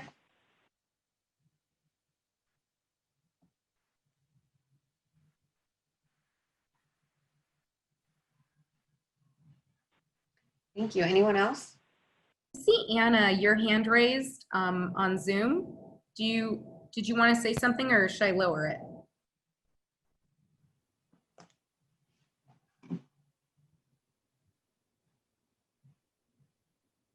You could be on mute, Anna. Yes, go ahead and lower that, Leslie. Sorry, I didn't realize it was such a manual process. Okay. All right. Well, with that, we can move to the public comment portion of our agenda. So, And Rena, you said you were keeping track. Do you want to go ahead and call people since you were keeping track? yeah, sure. So just to be clear, some people took down their hands, but I did keep track of everyone who raised their hand, but I'm only going to call on the people whose hands are currently raised. If you're interested, but you lowered your hand, can you please put it back up, and I'll make sure to add you. But Mary Grizzle was the first to have her hand up. So Mary, would you like to, we will unmute you if you'd like to speak. There you go. You should be allowed to, you should be able to speak now, Mary, if you unmute yourself. Can you hear me? Yes. Yes. Not yet? No, yes, go ahead. Okay. I have several comments to make and several questions. And I'd like to be able to put it all forward, and then you guys give me a response. Is that possible? We will do our best. Okay. We're going to do some writing, Mary. Yeah, go ahead. Okay, my first question is, when I first joined the ROD team, they asked me a question about what I thought were the most important things in this process in bringing back a downtown. And I answered several ways, and everybody after I finished said, "Stupid, it's the grid." So I had it all wrong. My first statement is, I think that we're doing things a little bit backwards. The first things that are important are the infrastructure and the grid. We're in the process of getting part of the grid back now by sending the letter, but we're not discussing infrastructure. And that's one thing. And then the second thing is the housing that is going up. Is it like 4 bedrooms and then a united area where those 4 bedrooms go to? Or are they 1 bedroom, 2 bedroom units? And the third one is regarding at the last meeting in front of the council, they recommended that they said that 2 people were going to be selected from the task force to follow through with, especially with the removal of the courthouse. I would like to see that done almost immediately because the letter has already gone out and I want it tracked.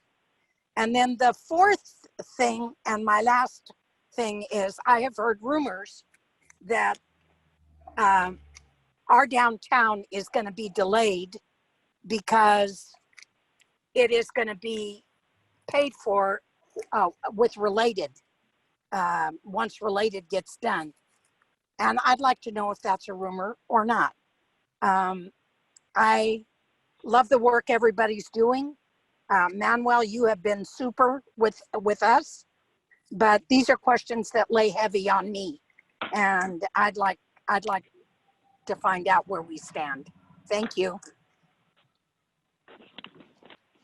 So I can do a quick answer on the infrastructure. We do have that as part of our scope of work with the consultant. Some of the information that will be coming out next will touch a little bit on infrastructure, so the cost of building roads in particular. And so then there is a whole chapter in the plan that will be on implementation, and part of that will be what infrastructure is needed and how much it may cost. So that is part of the process. It is coming, and we'll be starting some of that information out soon. As far as the type of housing, so the way we designate housing in a plan like this, it's density ranges. We don't dictate the number of bedrooms that they can have or whether they have common area. That's typically something done by the developer. They decide what kind of product they'd like to build. We give them the envelope in which to build it. So we give them sort of a max min number of units. We give them a building height. We give them the amount of parking they need to provide, and they decide the type of units they would like to build. But it will not be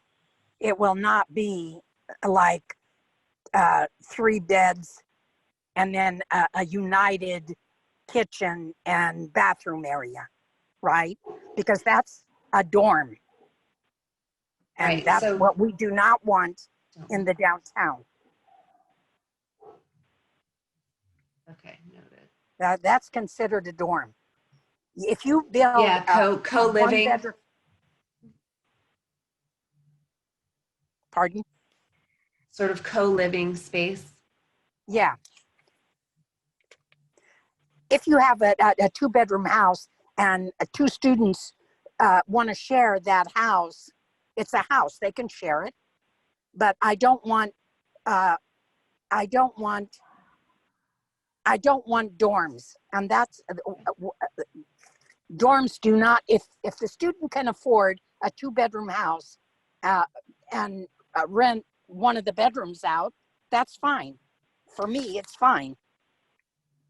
And I think for the public that I've spoken to, I think one of the things I'm trying to get at is the university has an awful background of encroaching on things and eventually taking over. I mean, that happened back in the 60s many, many times. And the public does not want to see that at all. Right, thank you, Mary. Task force members, do you have anything that you want to add?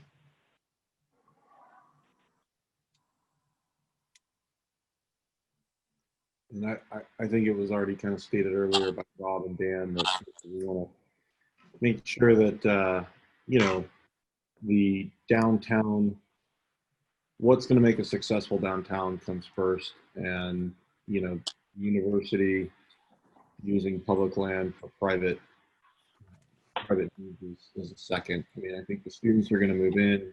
I'm actually really excited to see the Benton project getting completed on El Camino and Benton by Prometheus, because in my discussions with them, they're expecting roughly around a 30% occupancy. So I think if we build any type of housing, it's going to solve our student housing issue as well as our regional issue.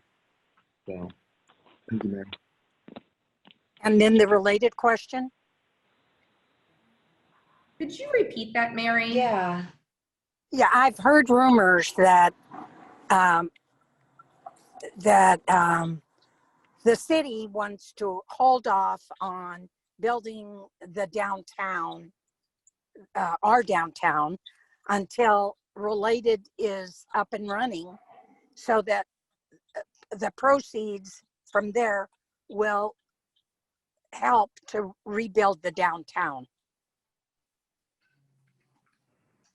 There's, I haven't heard anything. no. In a complete separation of those two efforts, and really the recognition that downtown is such a really strong established community priority. So I have not heard that. I would say that's in the world of probably unfounded rumors. If I could, so that, I think that came back, you know, that was something that when we began in 2016, you know, back when, I think that was the mindset of a couple of folks that we talked to, you know, within government, that an idea would be, you know, the proceeds related gets, you know, pushed through, and the tax money, the TOT or whatever, comes in and, you know, pays for the infrastructure. But you know, again, this thing's got to stand on its own and, you know, create the revenue to pay for its own infrastructure. So, I mean, that's my perspective. But if that is a rumor out there, you know, let me wade in on that that would be and just concerning. remind us all that, you know, the city's already committed IP money towards the Franklin Street part of this, right? You know, not that we have, you know, a big pot of money to pour into redeveloping if we had a, what was it, redevelopment agency kind of deal, but you know, I've also agreed that there's, you know, there's no connection between this project and Related Santa Clara. It's just a rumor. All right. That ends my questions, and thank you for your answers, and let's go forward. Thank you, Mary.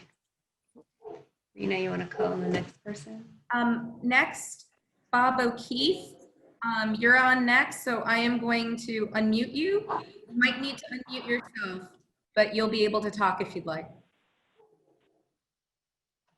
Hi, thank you, Rena. Can you hear me? Yes. Hi, Bob O'Keefe, lifelong resident of Santa Clara. Good conversation tonight, but I am a little concerned. This seems to be just a repeat almost of the last 6 meetings that we've had. The only difference is WRT is not here to present whatever they presented in the past. A couple weeks ago, Dan Undersack and many of the community asked the council about how to move this courthouse and get things forward. And that was a bit of the conversation there. And in the last council meeting, I actually asked council that and advised the task force for an upcoming meeting that I'd like to see the task force get some more teeth in it and actually act more as a commission or a committee. My suggestion was that the task force amongst itself elect a chair, vice chair, or two chairs to actually run these meetings, be involved in the agenda, and actually start giving some direction that the task force would like to see going forward with this project. Because what I see is WRT, the urban planners, doing what they're doing, hired to do. I see them working with the planning department. They might be having meetings with developers, they might not.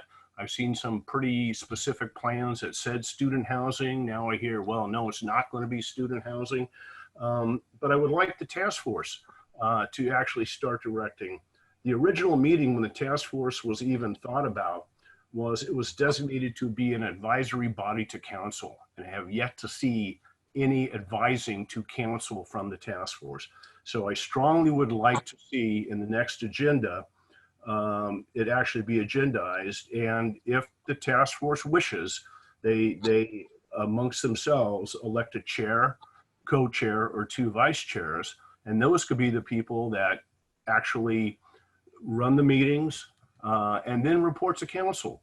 And my suggestion would be after every task force meeting, there would be an agendized item on the council agenda that these chairs or co-chairs can come. And if there's any questions, any requests of the council, They can make them then without having a big deal of having to agendize something, or they can just simply do what they're designed to do, advise council of how this is proceeding and get direction from council that they can now take back and give to such entities like WRT. So I'd like to see some more structure in the task force itself. Thank you. Thank you, Bob. Task force members, do you have any comments on that? Is that something you'd like to see on our next meeting agenda?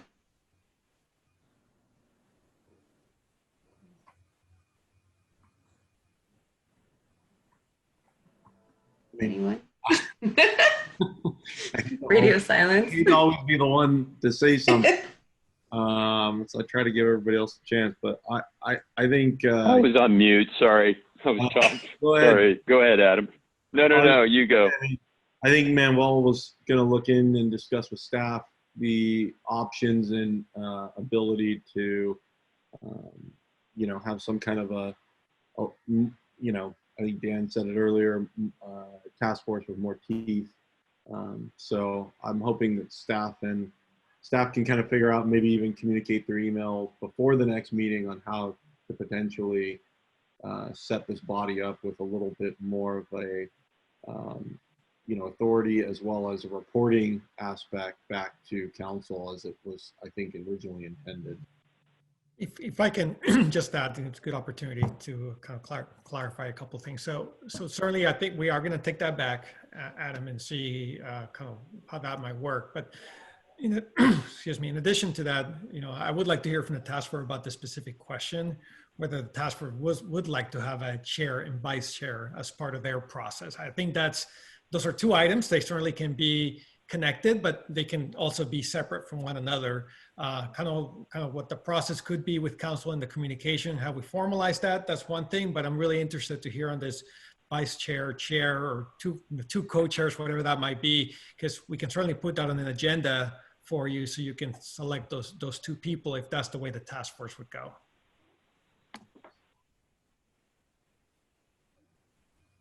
I would like to see that.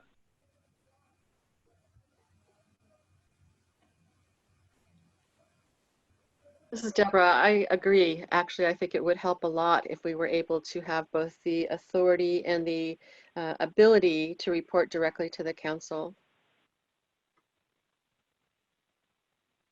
Yeah, I think those are two separate issues. The chair, co-chair, you can call them whatever you want. If the process is so there's a question of the extent to which the task force is empowered in a different way to be communicating directly with council. And then there's a question of chairs and co-chairs. I'm not sure people are firmly wedded to the chair and co-chair without the sort of change in structure and access, but I could be wrong. But I wouldn't want to confuse those two. So I think Manuel's point was separate from the question of the structure of the relationship of the task force with the council. I would just say that,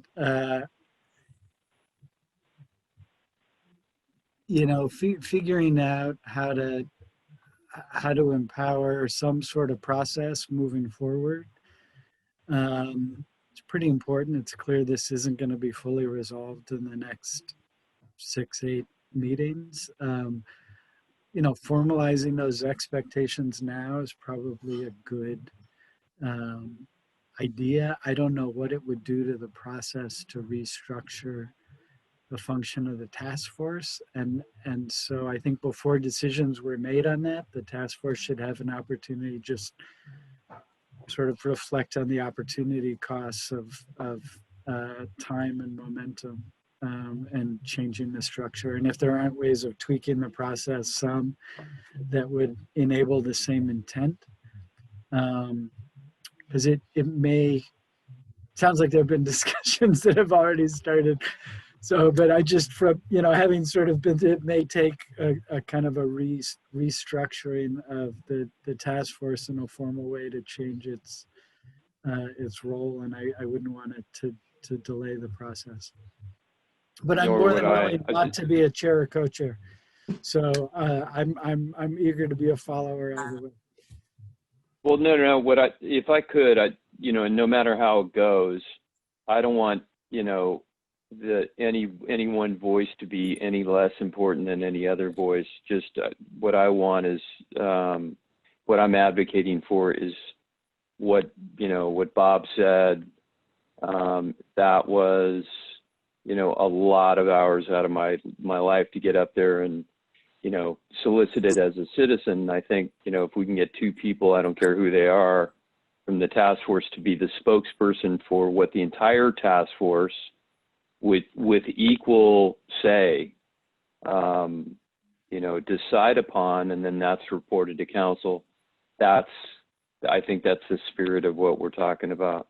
Not that any co-chair or chair becomes more powerful or is, the final voice or anything. I think we're all, equal in this, but we just got to get a voice in front of council. Let me suggest something just to, and hopefully I didn't cut in front of anybody there. I apologize if I did. It's hard to tell on Zoom when is the right time to talk. So I'm hearing some different opinions on this. And I think what could help is if you allow us, and staff's open to kind of whatever the task force wants to do with the co-chair or, two co-chairs, chair and co-chair. So that's fully open to however the task force wants to manage that. Why don't you let us go back, figure out what the options might be to have that direct communication with council, kind of give you an update on that, and then you can decide, or we can have a discussion about what might work best for the task force, depending on what the options are. Maybe it would be where you designate different people depending on what the items are. Maybe it is that you have a vice chair and a co-chair and a chair as part of the process. But it sounds, just from what I'm hearing, different feedback, that you probably need a little more information from us as to what the options might be. And then you can form it in any way you want. Like I said, from a staff perspective, we're open to however the task force would like to handle that. If they do prefer to have a formal chair and co-chair, or if there's something a little more flexible. The one thing I wanted to add is the benefit I could see is if there were going to be some meetings where it wasn't entirely with the task force, but there were a few people that were allowed to go into a meeting. Let's say it was with the university or something.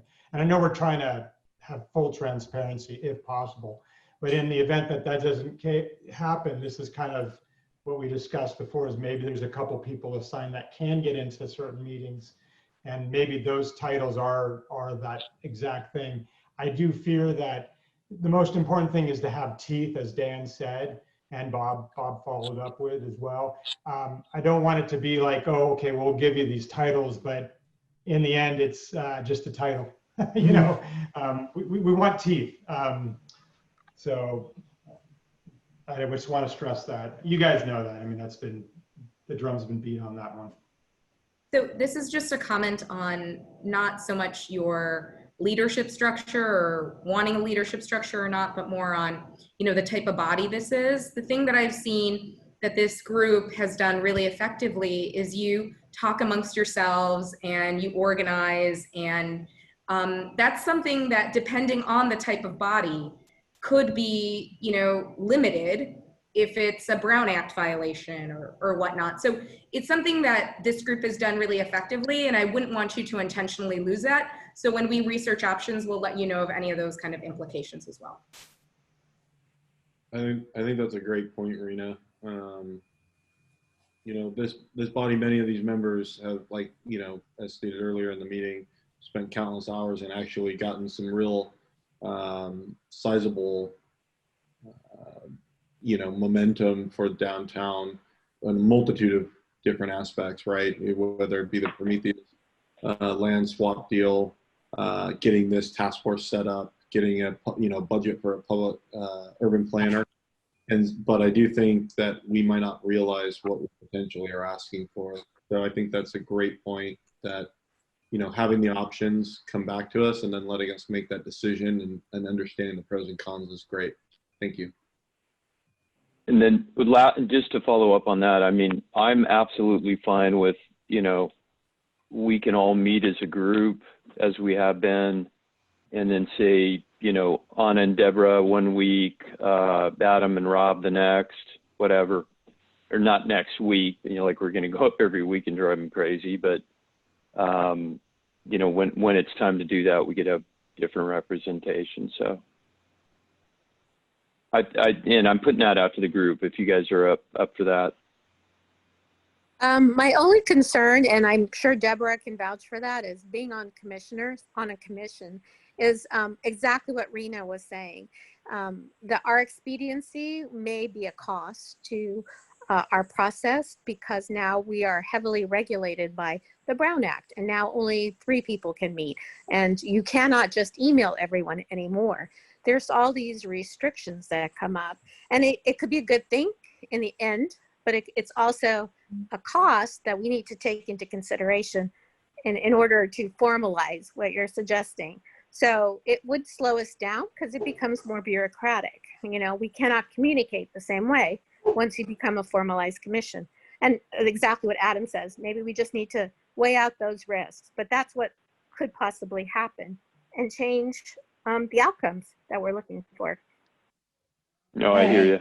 And that's, Yeah. that's to Manuel and to all of you. If there's a way around that we can just say, okay, we all met, we're going to have these 2 people talk without being a formal chair, co-chair. I'm good with that, just so long as we have that pipe in there. All right, thank you guys. I just want to give you a heads up that it's 8:01 and we do have a few more speakers from the public left. Okay, so thank you, Bob. Next up is Janet Stevenson. Janet, I am going to allow you to talk. You might need to unmute yourself if you want to talk. Can you hear me? Yes. Oh, okay, great. My question is actually, I put it on the chat too, is I was wondering about the specific plan for the downtown. In particular, there's the spot on Homestead and Madison and Franklin and Monroe, where there's the land project that's being proposed there. And there's some homes there that are 100-plus-year-old homes. And I know there's some discussion about those homes being removed, either relocated or demolished for the housing development. And my concern is that this just removing of these homes, which add a lot of character to the neighborhood, is kind of repeating what happened in 1960 when our character was, removed for the downtown. I didn't know so my questions are, does this spot fall under the specific plan? And what role does this task force have when there's projects like this being proposed? Thank you, Janet. That property does fall within the boundaries of our precise plan. So unfortunately, that project is ahead of our process. So they are, Let me weigh in on that a little bit. Sure. That project involves a general plan amendment. Yes. And the first step in the general plan amendment process, well, there's a couple steps, I should say. First, there's a staff review and there's a community meeting. And then the first sort of decision point, it goes to city council for what we call an early consideration hearing under our current city council policy. And so at that point, we would anticipate having, if the project continues, that we would have, to that point, we would have a discussion with the city council about whether it makes sense to continue processing that general plan amendment. And if it does, how we might tie that in with this process. So there's an opportunity then for the city council to give us direction that would be responsive to the question. So I think that, I don't know, Rena, do we have a schedule for when that might go to the city council? Not the city council yet. They are working to schedule the community meeting. And that's going to be our, most significant amount of noticing. So it's going to go to mailed notices to people within 1,000 feet of the property. We're going to send it to all the task force members. So you'll all be invited to participate in that community meeting. And, that early consideration process, times at about 3 months from the application. So you're going to be looking at us coming to council relatively quickly after that community meeting. So just pay attention. Thank you very much, Janet, for flagging that. And that's going to be something for all of you to participate in, and then for the council to give us direction pretty quickly thereafter on whether we continue processing it or how it really interacts with the precise plan process. And just to give a little more background on that, the early consideration hearing is applied to all general plan amendments throughout the city. It's it's really always a question to the city council: should we continue working on this application? We recognize that it, in some way, is inconsistent with our current general plan, and so there may be reason not to continue processing it at all. It's clearly counter to city goals. But if the council says, no, let's keep working on it, that's not in any way saying they approve it. It's really just meant to be an early opportunity to stop the project before we spend a lot of time on it. The applicant spends a lot of time investing on it because it really doesn't have grounds to go forward. But in this particular case, because we're doing the precise plan, we will absolutely raise the question of how should it be tied into the precise plan process. Andrew and Leslie and Rena, I don't know if you guys know, I know Leslie, you and I have communicated a few times on this parcel itself. Have they offered where they're going to move the homes to yet? No, they have not. Historical preservation ordinance impact. I know Michael Coles is a Mills Act property, or was Michael Coles, now it's Randy Lamb's, obviously. And I think Butch's is available to become a Mills Act property. So how does that historical preservation ordinance play in the potential, I'll say, relocation and or, I mean, at this point, since they don't have a place to put them or they haven't proposed it, I would say demolition of historically significant resources within the city. So, you know, the analysis around those things is off in the future, really.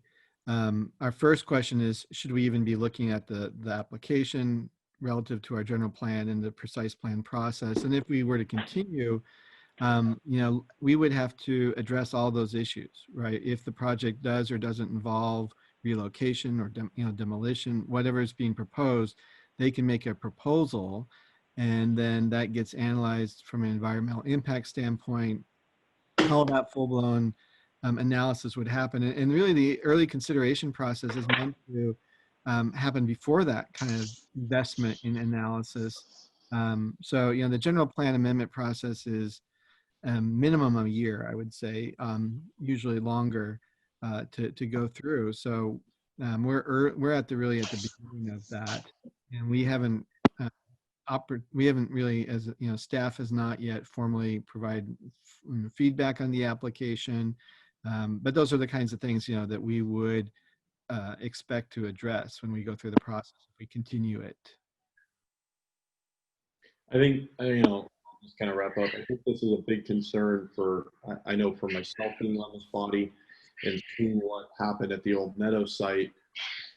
You know, we have a project that, you know, is built, but it's not super, if at all, potentially compatible with, I think, what the vision of this task force is. So I would just say, you know, the whole idea was to try to make a holistic vision of rebuilding our downtown and restoring our downtown, and that, you know, this is kind of a, you know, a little bit of an unfortunate event in my opinion, that they're going to proceed ahead of a plan that is already in process and already working, and how they would fold into it. I think it would have been more collaborative for them to either reach out or come to this body. I mean, I didn't even see them on your meeting, you know, Randy Lamb Properties attending that developer meeting. So I don't know how in tune they are with what, you know, the community and the city is thinking for this project, but it just shows that it doesn't seem like they care.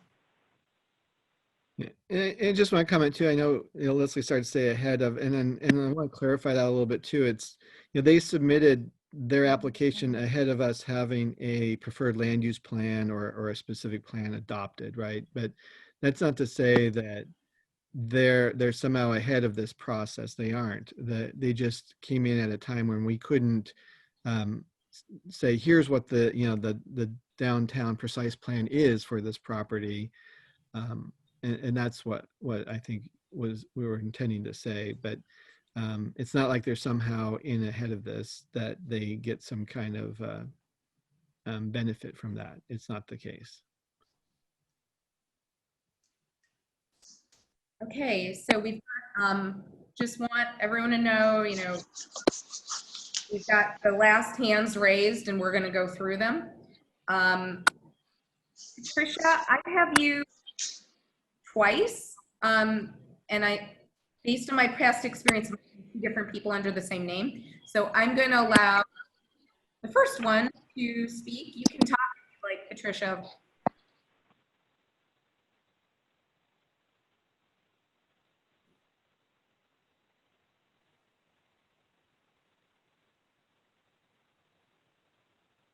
Patricia, I think you might need to unmute yourself, but you should be able to speak now.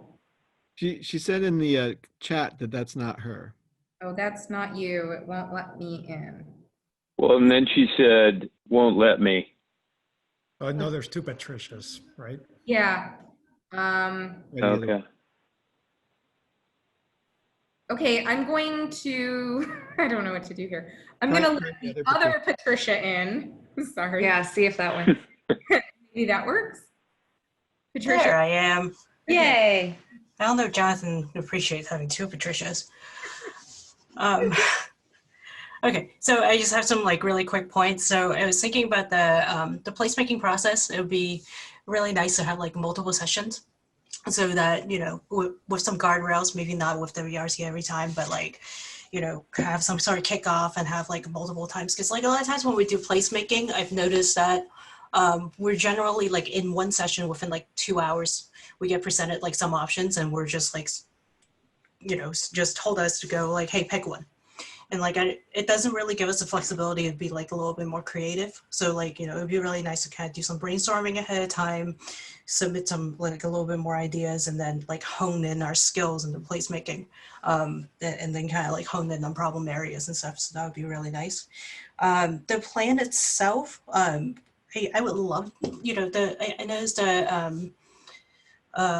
developers asking for more flexibility. It would be really nice for us to think about like how we can be flexible.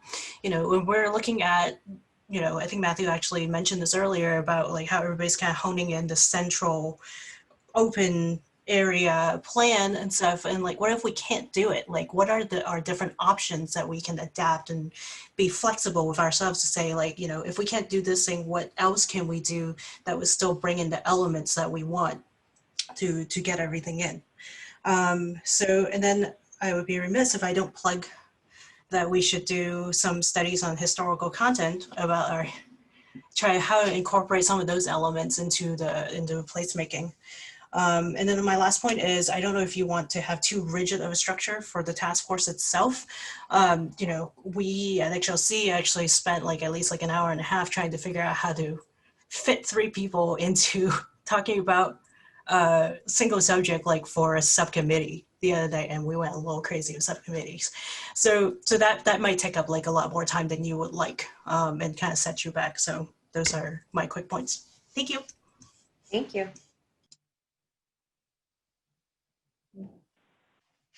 So, Jonathan, I'm going to call on you next because I think you might have been the other Patricia. So hold on a second. Jonathan, you should be able to talk if you'd like. Hi. Is this working now? Yes. Hi, thank you. So I just had a couple of comments and I guess some of this and maybe a couple of questions. And I'll try to get it all out and wait for some responses. So I guess the first thing I wanted to mention was when I was looking over the surveys we had at the beginning of summer, that I was really disappointed in the choices that the community was given.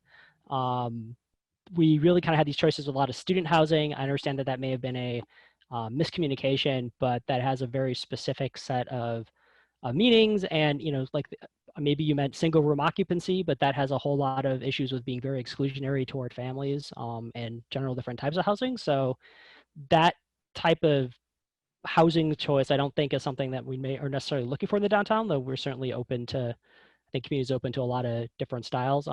Really student housing seems like something that the university should be building on their own land and not, necessarily focusing on everywhere else, though not that I have any problem with students living at homes because I expect we have lots of students in the area. The other thing I wanted to comment on were actually, there's some mention of some public Zoom meetings. It's not clear really what meetings have happened since between now and March. There hasn't really been a lot of openness or feedback to the general community. Maybe the task force members have a bit more of an idea of what went on, but from the outside here, haven't seen anything that talked about it. There's mention of meetings outside the box. I was contacted to participate and responded very promptly to try to set up a time, and then managed to never participate in any of those discussions. I don't know how people were chosen to participate in those and what members of the community were selected or what the process was, but that was a very opaque process, and it's not clear that everybody who wanted to get involved actually had a chance to have their voices heard. So I'm not even sure how useful, I'm not that I'm have a problem with people's feedback, but I would like to have some idea of whose feedback was actually picked up from those discussions.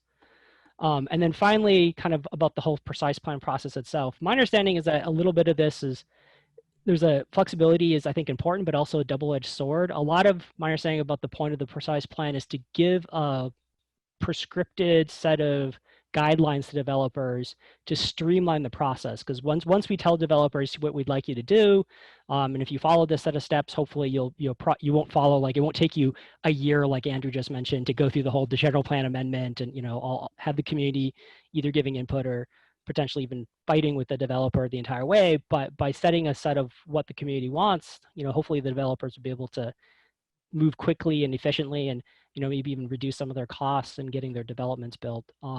And so on one hand, being very specific about what we want is important, but also I agree with some of these statements about flexibility.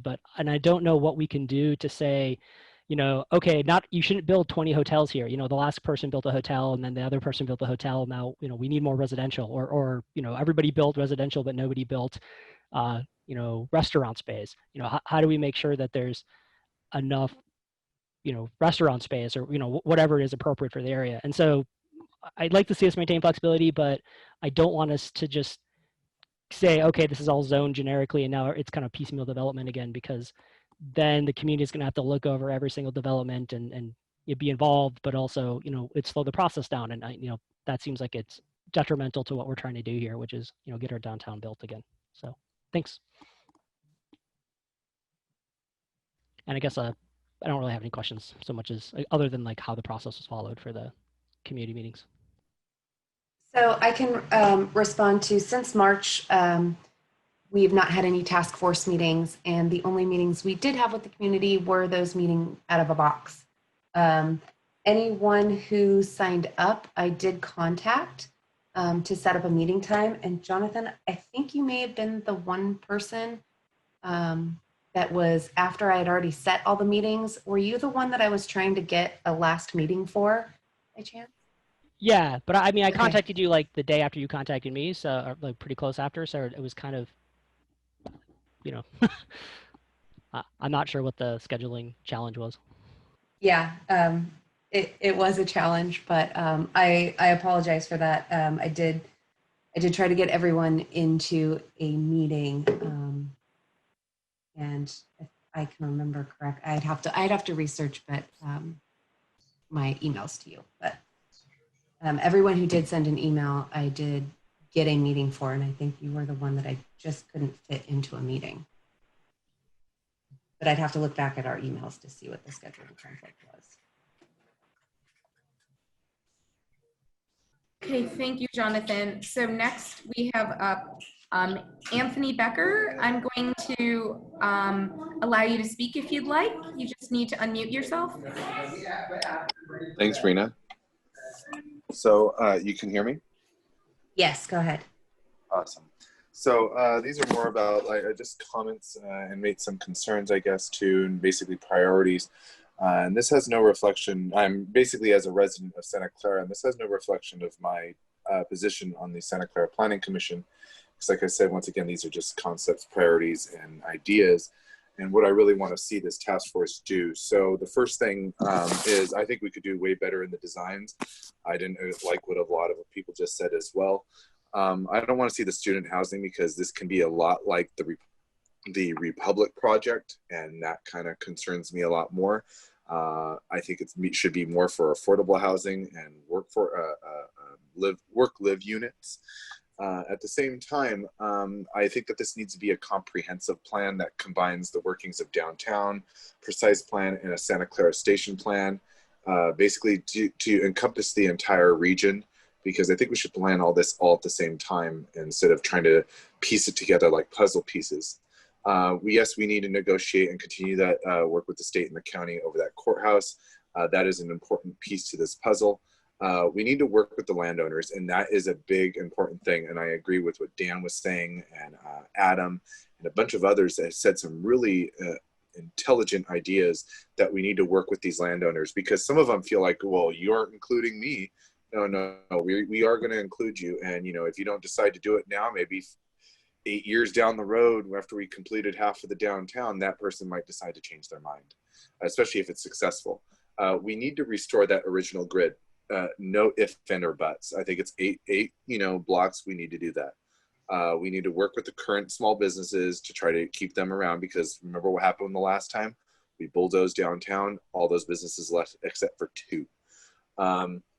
We need to implement some fundraisers. I think this is for reclaiming our downtown, for the downtown fund efforts to, like, you know, basically to rebuild the downtown like other cities have done. We need to work with the university. And I said no student housing, but it's basically, as another caller just said, you know, they need to take care of their own students. They need to build the housing for their students. And we can't just keep giving up a lot of our opportunities for families and for young people and for renters or seniors to have an ability to live in this new downtown. At the same time, we need to have Benton and Brokaw connection over and under the rail station. I think that is an important connection. At the same time, all Santa Clara community-based development should be coming from every district of the city, every corner of the city. This task force, I think it needs, as I agree with everybody else, this task force needs to have teeth. It does not need to be a political football. It needs to be of the heart. It needs a Native American memorial for the indigenous people. I think that is an important factor, especially considering the mission and where the university is. You know, I think a wish list is just basically, you know, a movie theater, you know, a combination of many of these items that I have listed here, which is outdoor dining, like I said, affordable housing, work-live units, a university village, trolley to the station that will also maybe connect to the airport, because we want to make our downtown inclusive as well as blending with the rest of the community. And like I said, we can do better. And we just need more teeth on this. And I just keep commending you guys on your efforts and keep it moving, because you guys just keep your foot on the gas. Thank you. Thank you, Anthony.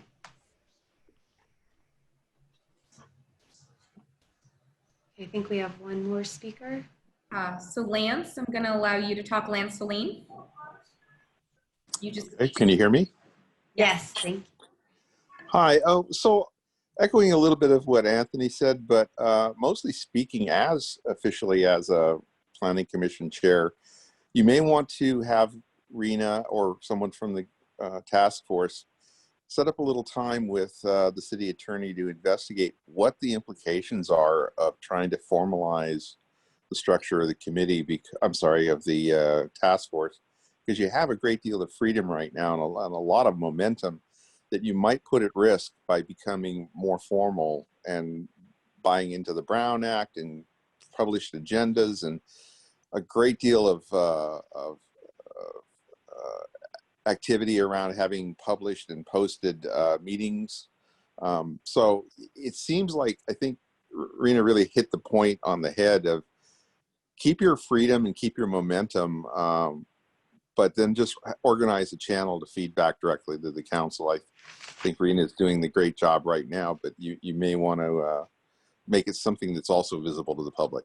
And that's just comments like, keep your freedom, keep your momentum. I think it's going to work a lot better for you in the long run rather than formal organization. Okay, that's it. Thank you, Lance. Task force members, do you have any comments on what the last couple of speakers just said? No, they were great points. I appreciate all of them. Thank you.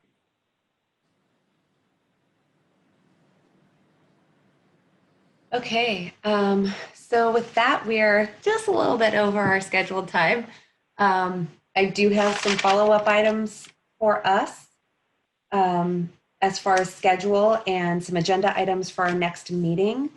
The last thing I wanted to ask the task force members is I did have a tentative date of the 24th, September 24th for our next meeting. And if that date works for everyone, or if you prefer me to do a doodle poll for our task force meetings, I'm looking for a little input on that. How about a doodle poll?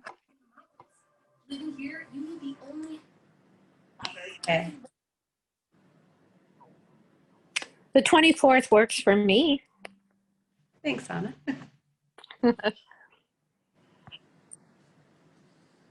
Oh, it works for me too. All right. I'm good for the 24th. Me too. Okay, me too. All right. So it sounds like the 24th works for everybody. This is the easiest coordination you've ever had, Leslie. I know. I'm going to do this Crazy. on a webinar every single time. Leslie, I was going to say, yeah, do it like this every time. Yeah. Every time you got us together. Okay. So task force members, I'll be sending you an email this week with some information for our next meeting. And some follow-up items I know on the structure of the task force, and some more information about that to talk about at the next meeting. And then I'll get you the fiscal information for you to start reviewing. Leslie, on the other Yeah. meeting dates there, are those going to be reconsidered potentially, like October 15th, or do you want them to hold that night? So if everybody is agreeable and can hold these meetings, that would be great. Schedule wise, they don't conflict with any current city meetings such as council or historic landmarks or any of those commission meetings. So they're all really good dates if they work for everyone. The topics of discussion may change based on The topics may change, yes. That we'll try to hold those. So I don't know if you want people now to just look at those dates and hopefully Send me an they're far email. enough that you can kind of mark them. But if you that's the day that your favorite aunt's getting married or something like that, you can. Can't have more than 50 people, Andrew. Yeah, exactly. It'll be a virtual. No, I got just a screen. out of my cousin's wedding that way. I said, look, you're 50 people. You can have, I'll send you again. You can have the virtual wedding on one screen while you're doing this. That's true. You could actually get out of a lot of things you didn't want to do. Adam, That's your a great cousin's idea. listening. Yeah, just If all of you want to just email me your availability for these tentative meeting dates I have, if there's any hard no's and to let me know now, that would be fantastic. I'm good for all of them. All right. As long as you Ready? schedule like within the next week, because they'll start filling up. Okay. All right. Yeah, agreed. Just send that. Send a meeting request. Pretty good. The sooner they're in there, the more better. likely they are to stay there. All right. Thanks, guys. Same here. I think every third Thursday is very good. All right. Me too. Fantastic. Well, thank you, guys. Thank you, everyone, for your participation. Thank you, attendees, for your participation. Look forward to more meetings, more discussion. Thank you, Leslie. Thank you, Leslie. Thank you. Andrew, Rena. Enjoy the rest of your evening. Yeah. Thank you, everybody, for joining. Thank you. Good Bye-bye. question. Good night, everyone. Good Good night. night. Thank you. Good night.